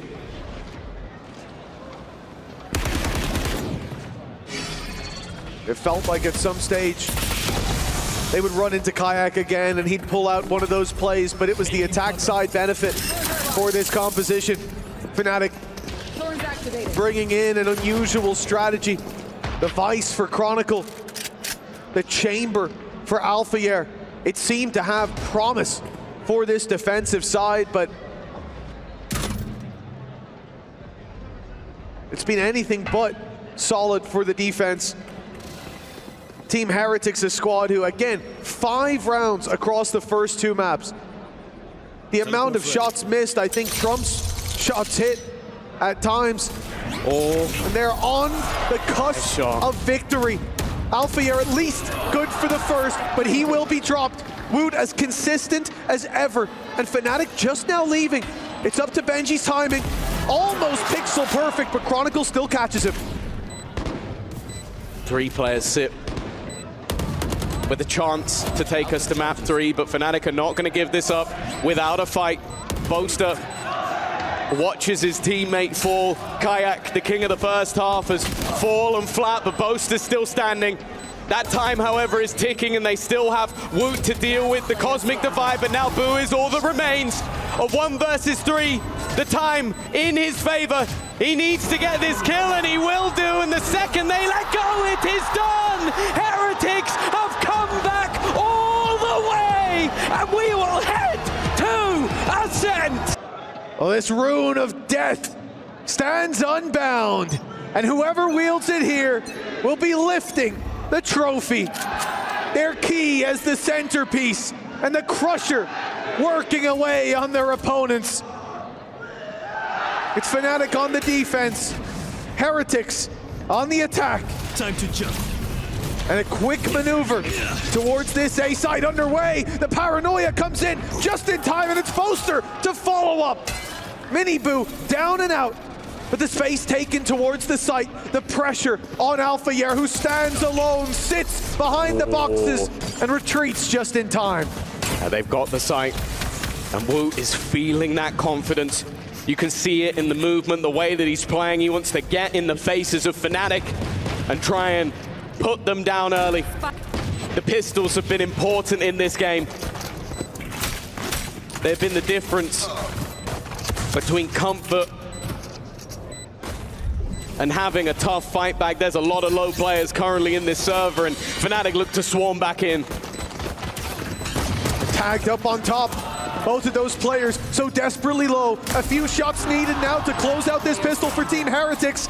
But it's Boo who has to deliver all of these final shots. The time against Fnatic, and so is Boo! It's 2 to close out the pistol for Heretics. He's been a force to be reckoned with. We look back to first map, and we were about to start those threads again, weren't we? People were sitting there going, is this guy really the right man for the job? And then we went to map 3. 1 enemy remaining. Where everybody else believed this team was done, but Boo believed it was just the beginning. That was where he started the comeback, and now he started their road to redemption on map number 5. A pistol victory, but normally we talk about the danger. The only real danger is this man. A chance to do some damage, but it's a fadeaway. And Kayak already gone.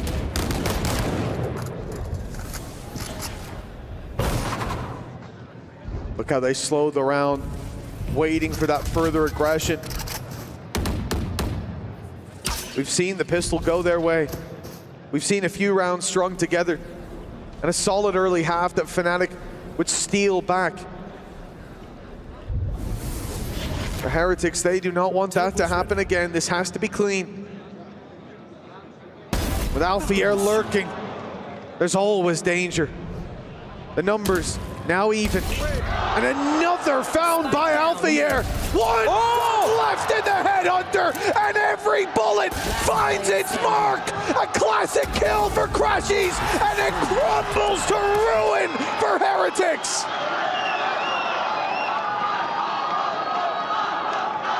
He might have been the one player in this series so far that you could argue we haven't seen the best of. You go back to Toronto, and there were calls for this man to maybe even be MVP in defeat. Enemy remaining. But at least in the final today, we haven't seen it just yet, but if he saved it for the final map, I don't think anybody in the Fnatic camp is gonna care. Another time where Heretics take the pistol, but they don't get that advantage. And this time it's purely based off the brilliance of Alphayer. Enemy tag still in sight. Already, you look at the damage, and while Alphayer, it really seems like he's found his footing. Another opener in this round. It's the best possible start for Fnatic. Alphayer, Boaster, both finding one. Combining towards the tree. As the early half is blooming for FNC, a 5 versus 2. Boo and Benji.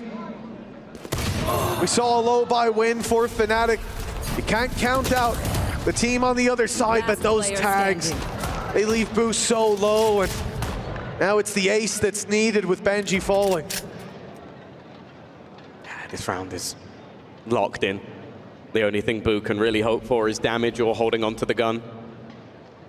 Anything else is all but a dream.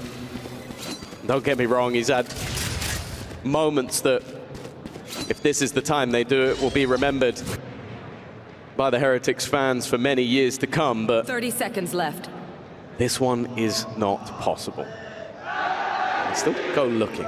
You can see that the Fnatic players would definitely be happy to take this gun away. And well, Crashies will get the job done.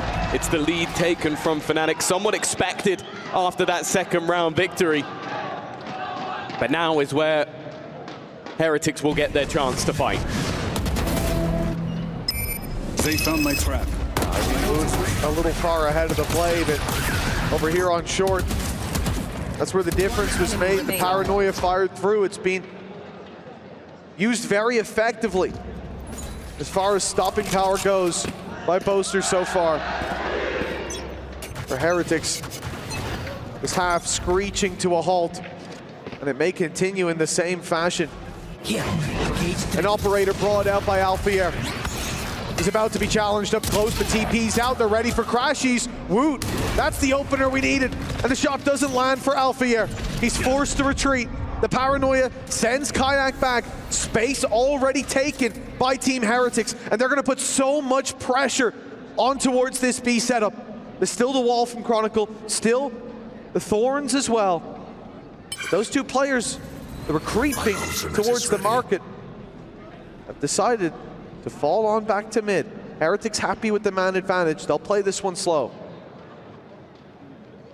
Yeah, realizing where the setup lies. It's something that has definitely caused some issues, but the pause almost serves as bait. Now, having that from the shadows means a likely TP to the back of site will be claimed. As the ref go in, that was so quick. Even the teleport didn't allow it. It does get rid of the wall, but Alfier now in an open position, but he whiffs. The last one, the harder of the two, and now Chronicle all that remains. They wanted to play for that retake with the man advantage.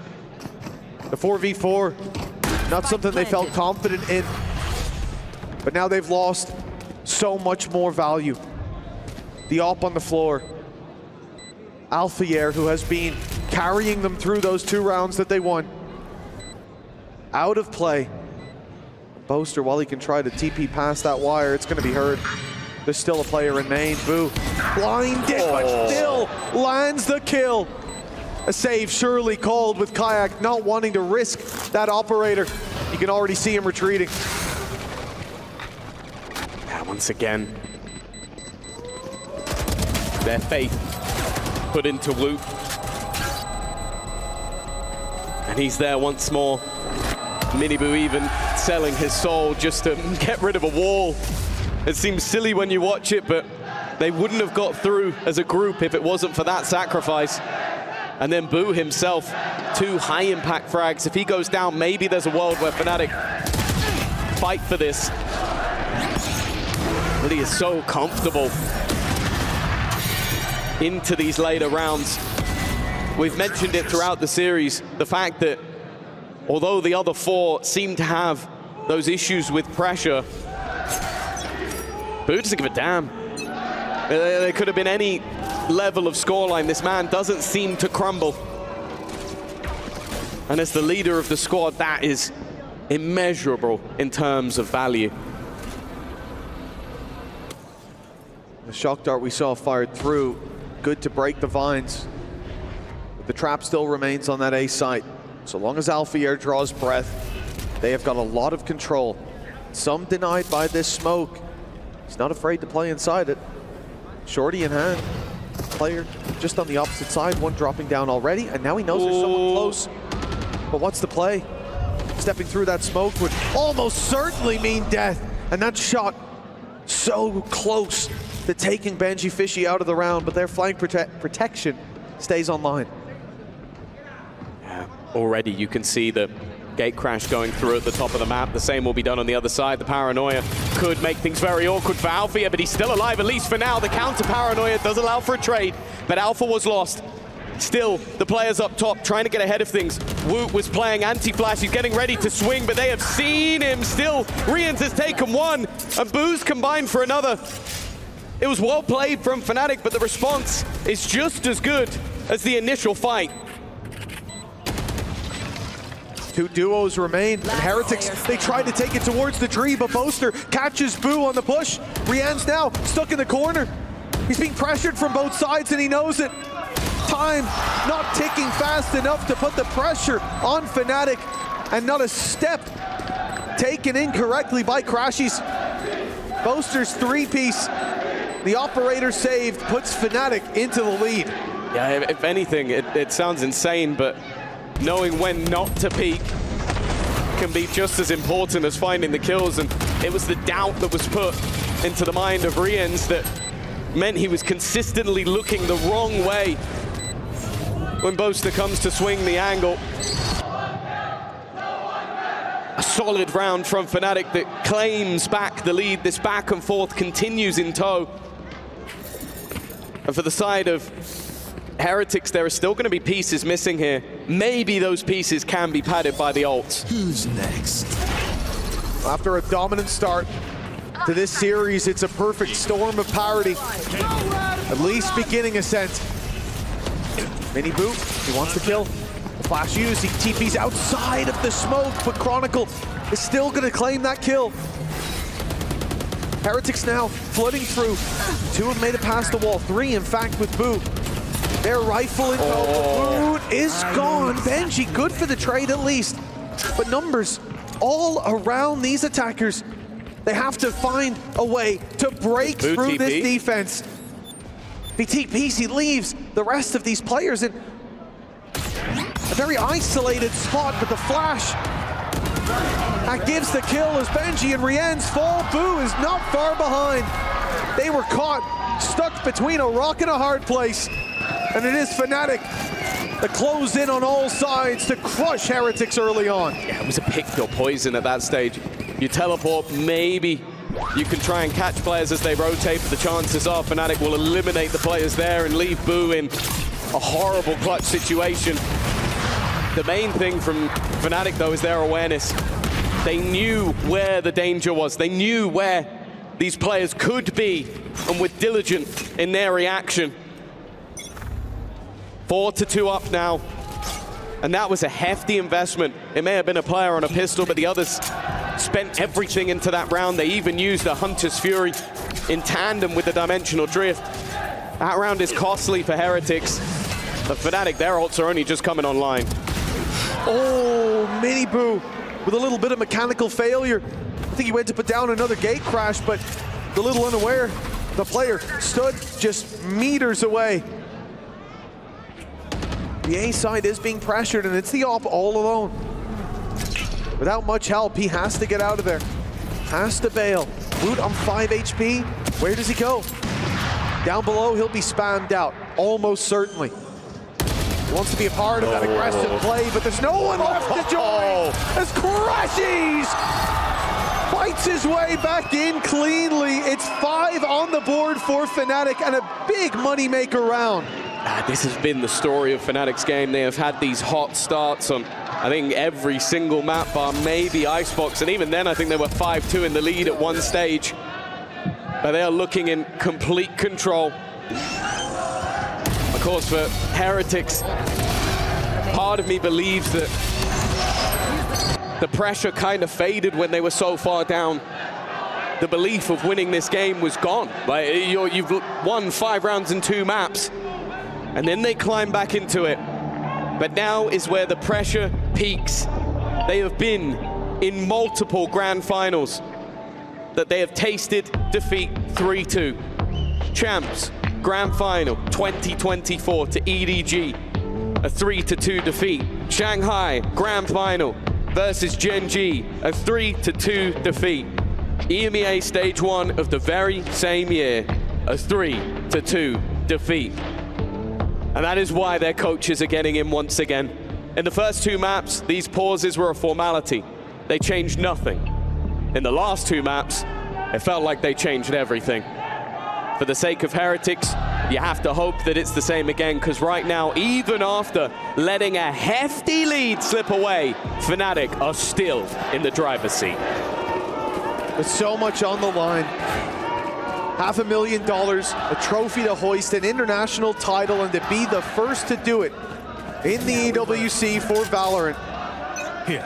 For Heretics, it's not just about winning. It's about not losing again. Oh dear. Not in this fashion. Hunter's Fury, good mark. And the follow-up not quite there. Deep TP though. Kayak comes out of another dimension and he's in his opponent's spawn. With a gate crash to fall back towards that A site. But they're coming hunting him down. 1-for-1 trade, but that keeps numbers in favor of Heretics. Yeah, that's not bad. With Althea and Kayak gone from the round, aggression comes with a Time to jump. hefty risk for the side of Fnatic. They don't have the two players that can teleport out of there. Miniboo is still trying to sell the idea that this is a B site hit, but they are walking into, really, the 50-50 that they didn't want. The wall, the thorns, a pop flash, crashes, and Chronicle. Yeah, that change-up of Ice utility, they're only now going to realize that it's here, but 30 seconds left. There is no time to go back. The TP from the shadows committed from Boaster. Wall trip. The wall trip sends two through. Boo caught on the other side. He can't help out his teammates, and they start to fall. 15 seconds, and Crashies is at it again. He's found two, and then it crumbles for Fnatic. When Boo makes it to the site, the winds of change come in at full speed. Yeah, it really came down to just sheer resilience in the end.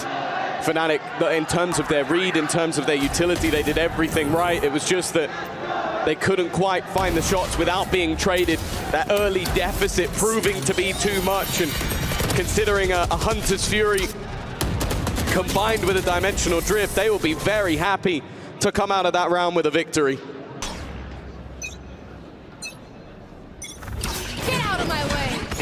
2 rounds to play for here for Heretics to equalize. But they will be hard-fought rounds.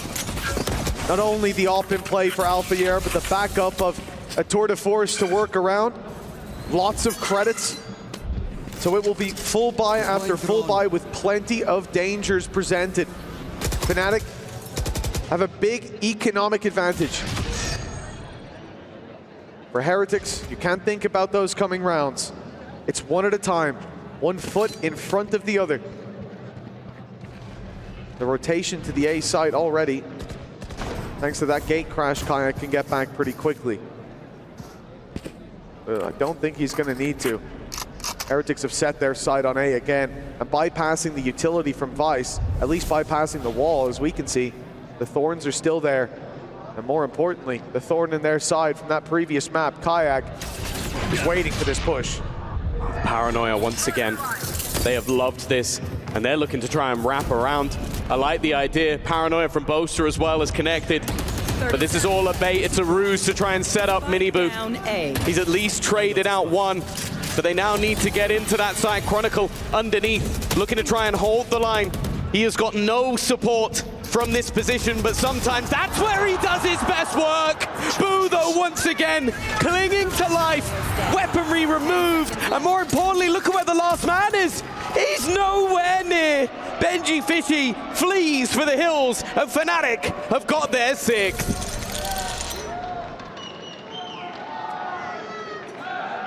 A disappointing round for sure if you're a Team Heretics fan. Benji the whole time waiting for that rotation to come through, but it had already happened. They'd already made their way across. Look at the mini-map here as we see Chronicle's perspective. All the numbers were up in heaven. Beautiful spray as we can see, but unfortunately it wasn't enough to see Boo step up once again. 3 rounds in it. Launching thorns. And while Fnatic had the economy to buy a couple times to bring in the backup op of the Tour de Force, unfortunately, it doesn't quite transfer to Heretics in the same regard.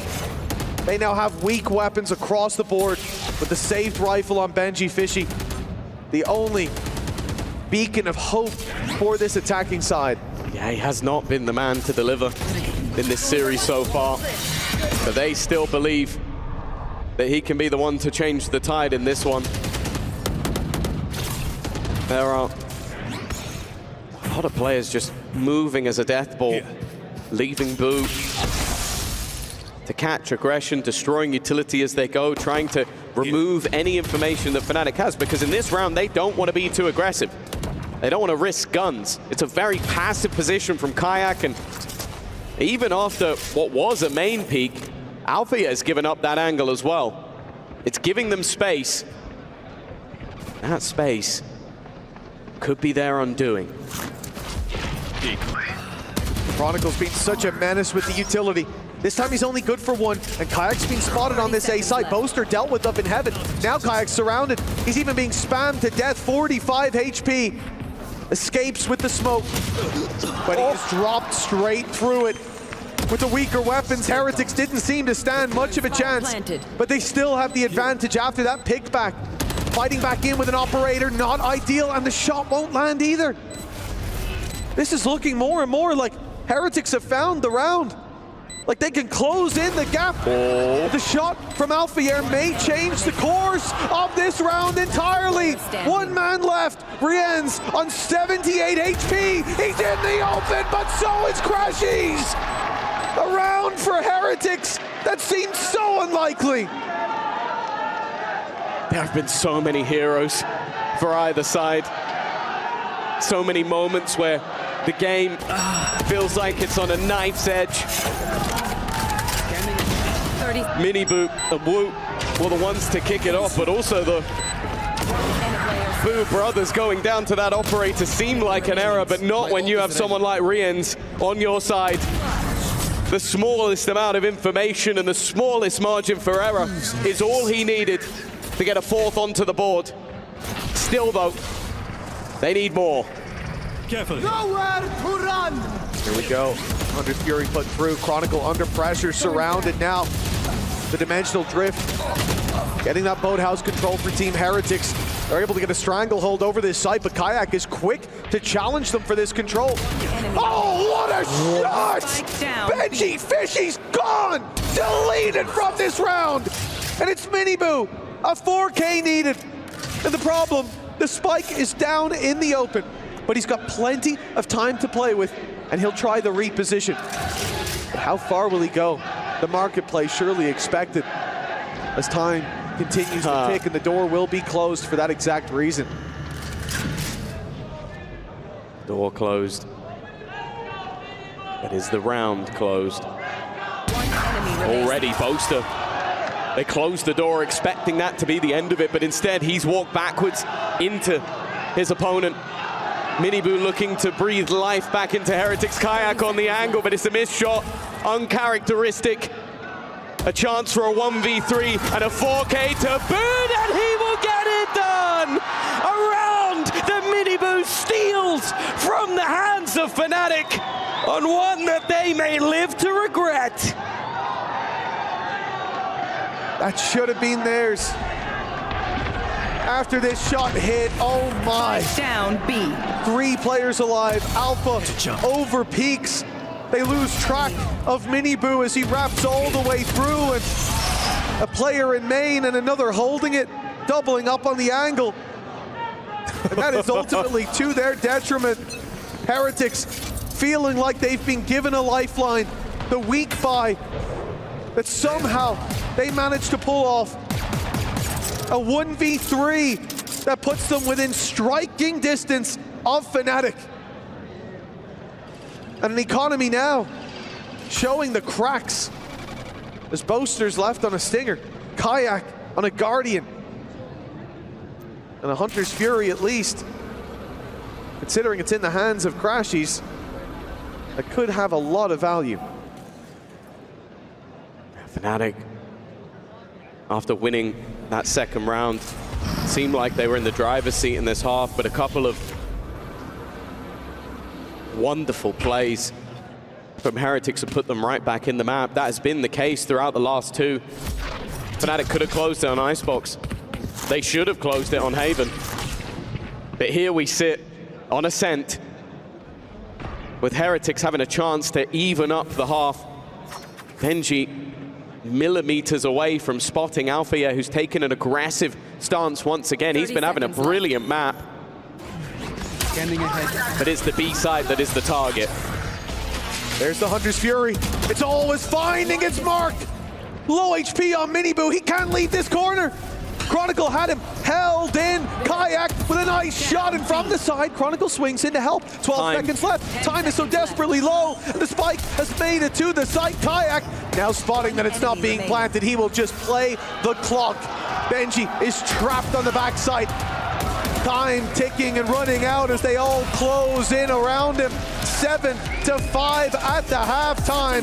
Fnatic leading, but only just. There's still some fight left in Heretics, and they will fight till their very last. The second half, the final half, after the break.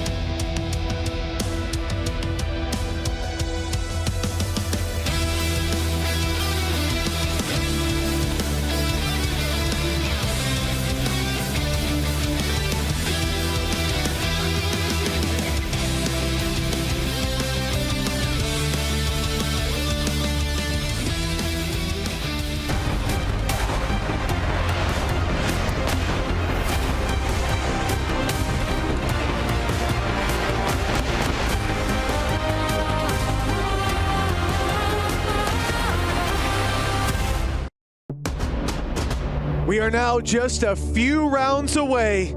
The other likely to sit within it. I doubt either side is not going to pick the other to lay within their trophy for all eternity as one becomes the first ever victor here at EWC. The fight taken early, but nobody tasting death just yet.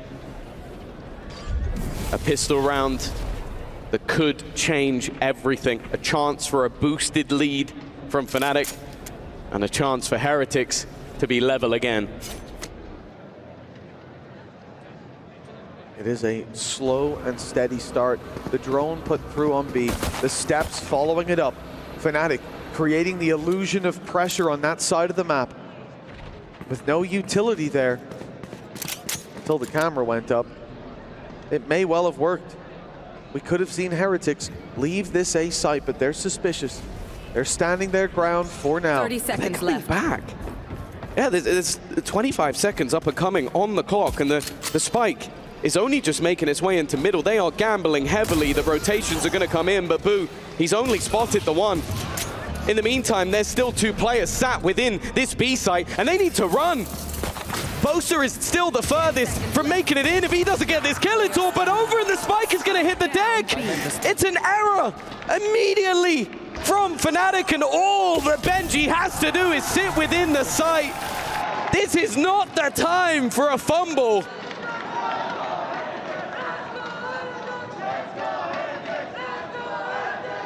Fnatic, a team that loves to run that clock down. They thought the push and pull would work. They thought that pump faking towards B and pressuring the A site would get a push into main. It didn't. And then they thought that, well, if they haven't pushed B main, they must have left the site. We can get in for free. But that was not the case. Fnatic, one round ahead now. But it was in just the previous half where this headhunter, now loaded with 5 shots, found 3, and changed the course of that first half. It's unfair to ask that Alpha delivers such a high impact round, not once but twice, but who else can you really rely upon in this round? The rest are left with all but classics, and he is the only one with a truly dangerous weapon.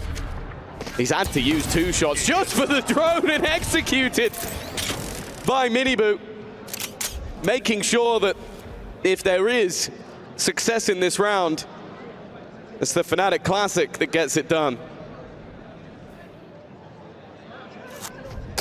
It's all they have left to rely on. This pistol seemed essential for Heretics. The most they found in the previous half was 2 rounds in a row. And it looks like they're about to do that yet again. 30 seconds left. Cage triggered. Already putting it down to a 5v3, damage done to Boaster. An idea of where Chronicle is. There are no surprises anymore, Right here. except for the fact that Rienz is almost dead to a spam through a smoke. Classic is doing damage, but 12 seconds left. It's time to go. It's time to take those fights. You need to do it on the side as well. Cleaned up here. There's Crashies, no time left on the clock, and no more damage to be found. Yeah, any weaponry that was there is going to be retrieved, and as it has been throughout the last 3 maps, our scoreline will find itself level again. Deploying drone. For Fnatic, they've definitely proven that 10 this seconds. attack side 10 can seconds left. work out for them, but with the shakiness of the pistol, I'm starting to feel nervous for them. A squad that if we'd found ourselves in normal circumstances in a 5th map, you'd bet on them winning, but from 2-0 up, Revealing area. it doesn't feel like the same story of old. For Heretics, you'd have gambled the other way every single time. History stated that only one team was winning this final. A team with a plethora of trophies and a team that is known for 2nd places. And yet here we sit in the 2nd half, completely level. A bonus round, Woot onto the sniper. Know that the 2 light shield players have got to be nervous. He's playing a very aggressive game.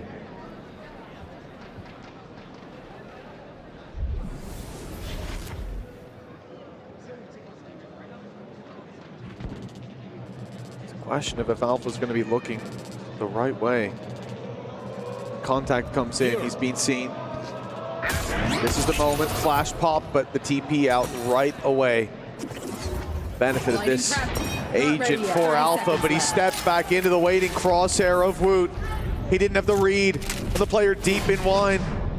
Paranoia lands, but there's no one there to follow it up from main. It gives Woot time and resetting. He'll eliminate Kayak and ignore any further fights. 15 seconds. The advantage valuable enough. And again, the clock putting so much pressure on Fnatic. They are just taking too long in every round so far. I think when you look at this double duelist composition, you are of that expectation that it's going to be constantly aggressive, that there'll be players facing. That's a nice couple of shots at least, but considering it's a bonus round, Heretics won't care. But my point being that once they've taken those advantages, it is Heretics that sit back. It is Heretics that lounge in their chairs and wait for their opponents to make their move. And while the coaching staff of Fnatic, I'm going to assume, are likely giving this one last go. They have turned this team from a kickoff failure to a Masters finalist, to an EWC finalist. But do they have what it takes to turn the tide one last time and to stop this trophy, this grand final, from slipping out of their hands? After what they just experienced in Toronto, no doubt that trophy was in their sights coming here. So much talent, the best teams in the world, but coming down to a regional rivalry to make the difference. It would have a different kind of sting to it here on the international stage. Especially after the start. In these maps, it's felt like Fnatic are Scanning ahead. teetering between victory and total collapse. Just challenging them. They know there's players on the other side. They were trying to activate the wall and succeeded in it. You could tell they wanted to try and get in their faces after the pause. Heretics are not shying away from a fight. In fact, their confidence has been growing map by map, round by round. And Fnatic's has been floundering. Alphia in this map has saved them time and time again. This round is one of the few rifles that they have with Boaster and Kayak. And I think Kayak's goal in this one is to be a distraction. Give Alphia the chance to thrive. They're hesitant to take this fight, but plenty more time on the clock than what we've seen before. Here. This round could make all the difference. Credits on the line. A reveal broken from further back as Kayak closes the distance, Stinger in hand. Out of Great for this kind of a fight. He's looking the wrong way, but Alpha's got his back. Boo in the corner now, trapped, surrounded, and dealt with immediately. Just the one found by him, leaving Woot and Miniboo a dangerous duo. And what if you underestimate that will dish out defeat? Miniboo is finding the first. That's tree control for Heretics as the time ticks away. They even used the flash just to confirm it, but that is them now out of utility for the actual retake. Yeah, they were nervous that there was a second player. Didn't think that Chronicle would be left behind on his own. That time, though, has already been ticking for quite a while. Kayak is the first spot, but Woot takes his head clean off. But now it's left all onto Miniboo. The trade was effective. Alpha's been seen, but there's one more to deal with. TP's into the open. Boaster now is all that remains, and he has a decent idea, but Boaster holds on. They've needed him in impact rounds, and he has delivered once again. Neck and neck, it's the story of Ascent. These teams just can't pick up any kind of lead, any kind of runway. Always hot on each other's heels. The faster approach for Fnatic, working wonders. But it really is just that lack of utility. The TP here for Alpha causing issues. We look to those IGLs. Boo has had so many huge rounds. Boaster delivering one of his own. Will be no surprise here, the same strategy. To get that wall out of play early on, but it actually doesn't make, oh, it does make it the full distance. Just a slight delay. I think Fnatic are trying to stop them from doing that because it is a wasted piece of utility if it can be taken out by the Yoru clone on the other side. But after sort of failing the aggression they wanted on B, it's not like Heretics are just sitting still. They're now doing the same. Over on A, the drone taking control, while Fnatic are setting up for a short push. There is still the paranoia available. Rien's looking like the point of contact.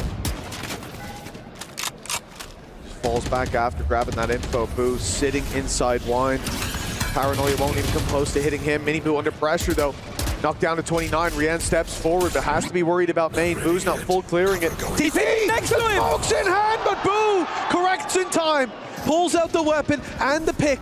Fnatic have gone deep though. They're already wrapping around behind the spawn, moving up through heaven, but it's being watched. Miniboo turned to check it. He's TP'd out just in time as the pressure came through. The spike needs to be retrieved. 20 seconds sub, it's 15 on the clock. They need to move now as Boo is still inside main and they haven't cleared the site. Rienz is tucked in a corner knowing that he just needs to play that time, run that clock down, and that should be the round done right here and now. Team Heretics back in the lead. It feels like that we're seeing players go from heroes to villains, rounds apart. Boaster, an uncharacteristic mistake. It was almost worked out for him even still, but teleporting into an uncleared angle. It left so much control available, and with the spike dropped, it made it so difficult for the remaining players to fight back into that round. The back and forth. not helping out Fnatic. They've been the one on the lower economy since that start. And now, while you can see the operator coming into play, Woot is looking to try and have an impact on this game. He's 6-14 right now. But instead, it's Alpha. That hero rifle in his hands once more. Now the tour de force available. This just got interesting. Bolstering the rest of the squad. What looked to be double digits for Team Heretics, under threat. They got ults too. B side still defended though by this side for utility. Benji's point of contact is his camera. Miniboo with 2 flashes, still locked and loaded. They're gonna have no guns. They've seen him. They know that Benji's in that corner. Getting out won't be easy. He has to sprint, he has to run for it, and just about makes it. The Thorns slowing the market play. Slowing that market push as TP goes in towards Boathouse. Now 3 players there to defend this. 37 seconds. Not a lot of time if they want to take it back, and the spikes now dropped out in the open. They'll try to wrap around while the players are distracted, but they don't know how many numbers are here. At least they didn't. They've just found out the hard way that Heretics read this play. And Fnatic investing the ultimates. They get nothing for their trouble. Chronicle sent fleeing, and Heretics 1 step closer to breaking the curse that has haunted them since Shanghai.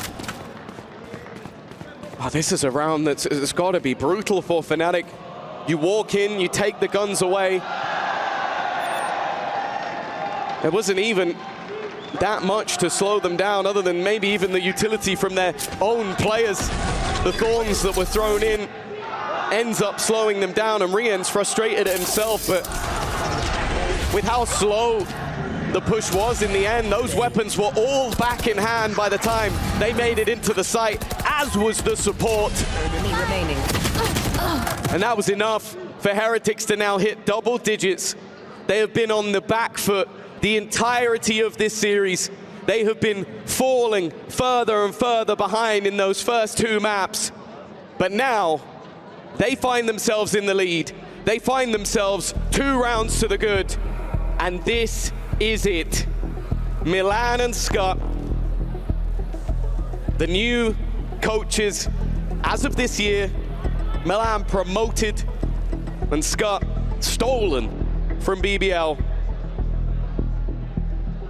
If the game turns from here, they'll be heroes. And if not, they'll be the one that broke the Heretics curse.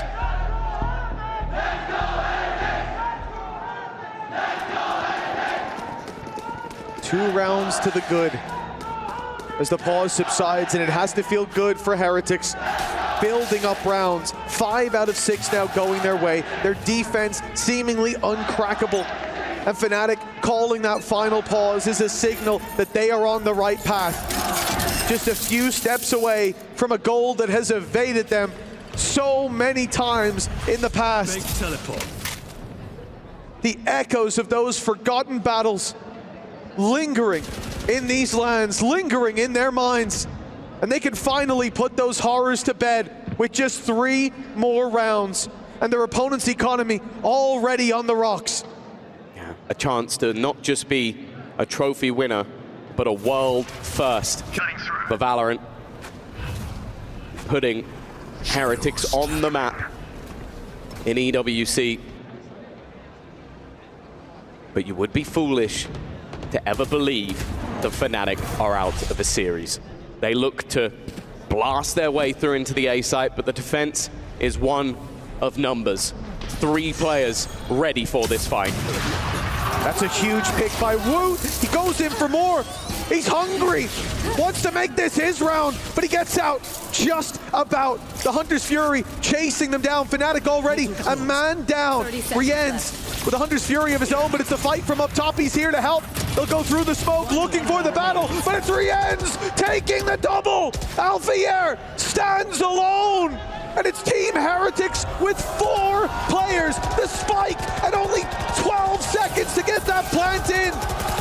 This one's done, and it's Miniboo to land the final shot. Fnatic down, but not out yet. Just 2 more for Heretics, a squad that was 2-0 down, that had 5 rounds in the first 2 maps. Where has this team come from? 5 might end up being their lucky number.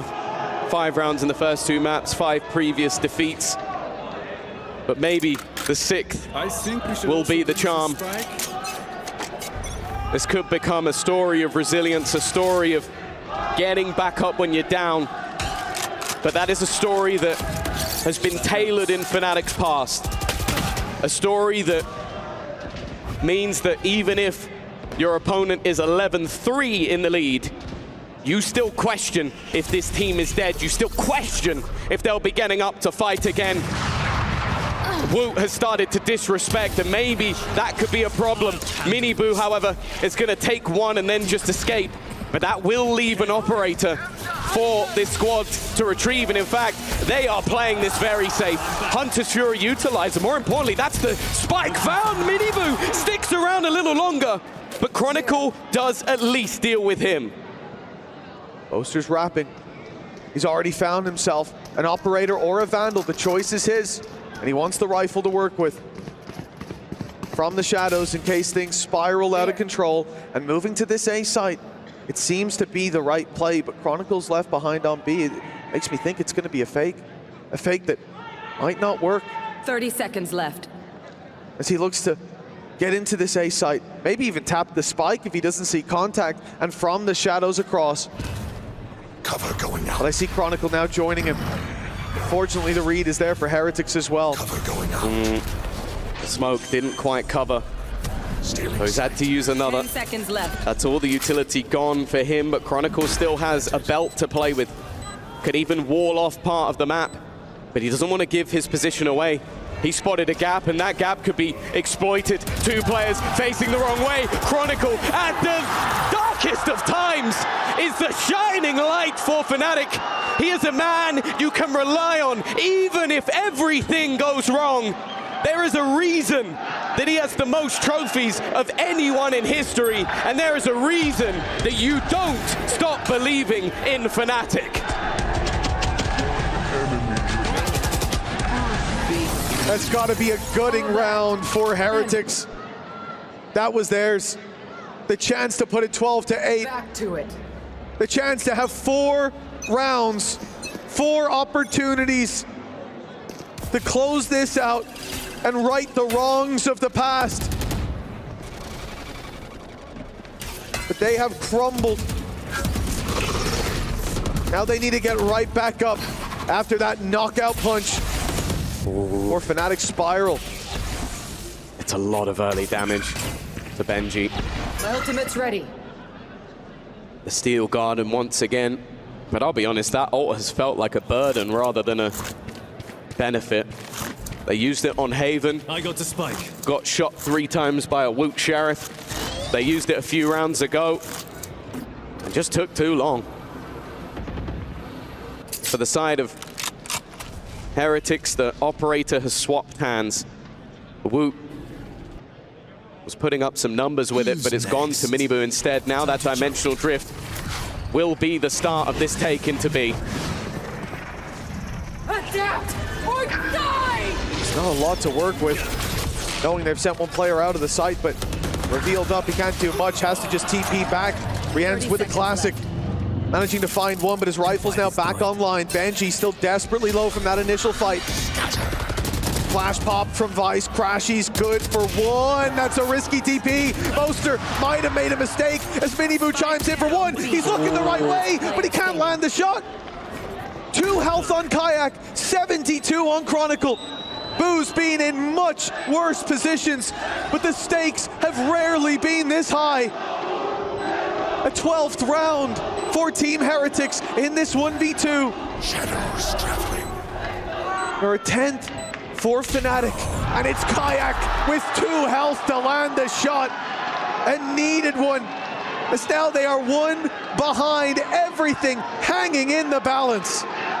This has to be one of the closest finals we've ever seen. And if you're left after map 2, Well, I'll tell you for free, you've missed out, Spike down. but you're joining at the dying embers of a game that means everything. Crushed is a fitting word for the loser of this match, as their key will be destroyed by their opponent, as will their will, because this will be the toughest defeat. Be it Fnatic from 2-0 up, or be it Heretics from 2-0 down, bringing it back, being in the lead, and letting it slip. Now this will be the last chance for the coaches and still overtime.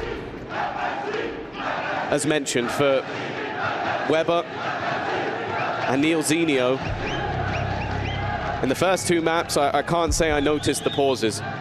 In these last two maps, it's impossible not to.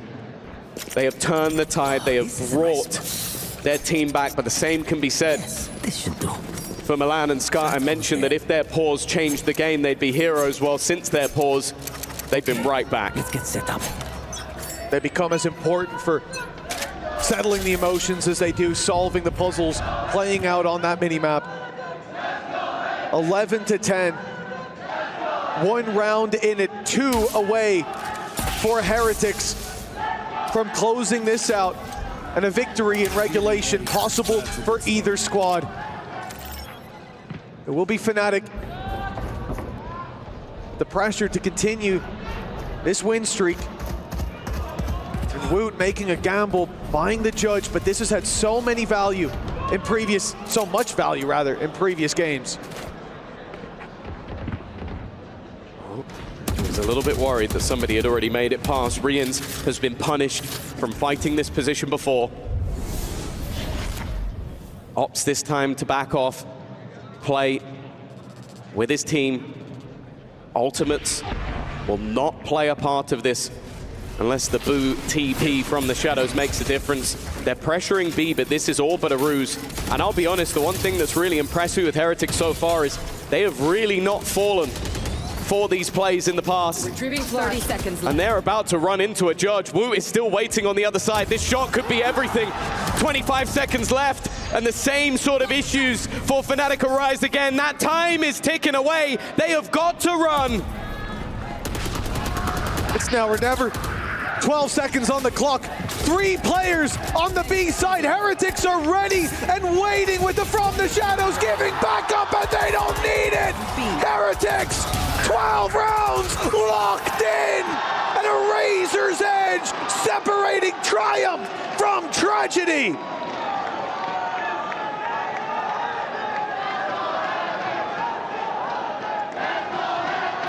The calls in this game Cage trigger. have made a difference. And this is another time where we look at Heretics and go, I respect the fact you stood your ground. Oh, even a little bit of spice. You might live to regret that one, Neil Zenio, I'll be honest with you.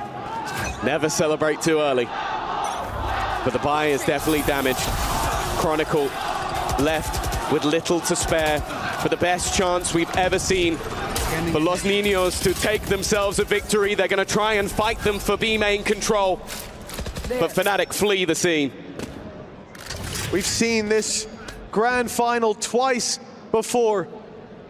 From regional to international. Third time lucky, I said earlier on, and I didn't believe a word I was saying. It was 2-0 down. A reverse sweep, just 1 round away from completion. And Fnatic, they've bounced back from worse. They've strung together more rounds, but now they've lost Chronicle. Woot, the man that they run into, has been reliable. And a paranoia slows them down. Mini Boo in with another. The advantages keep stacking in favor of Team Heretics. 1 versus 5. Crashies has to do the impossible. And for Heretics, it's a simple solution. 30 seconds, 20 HP, and 1 last shot. Team Heretics, they have defeated their demons. They have crushed the curse and they have won EWC 2025.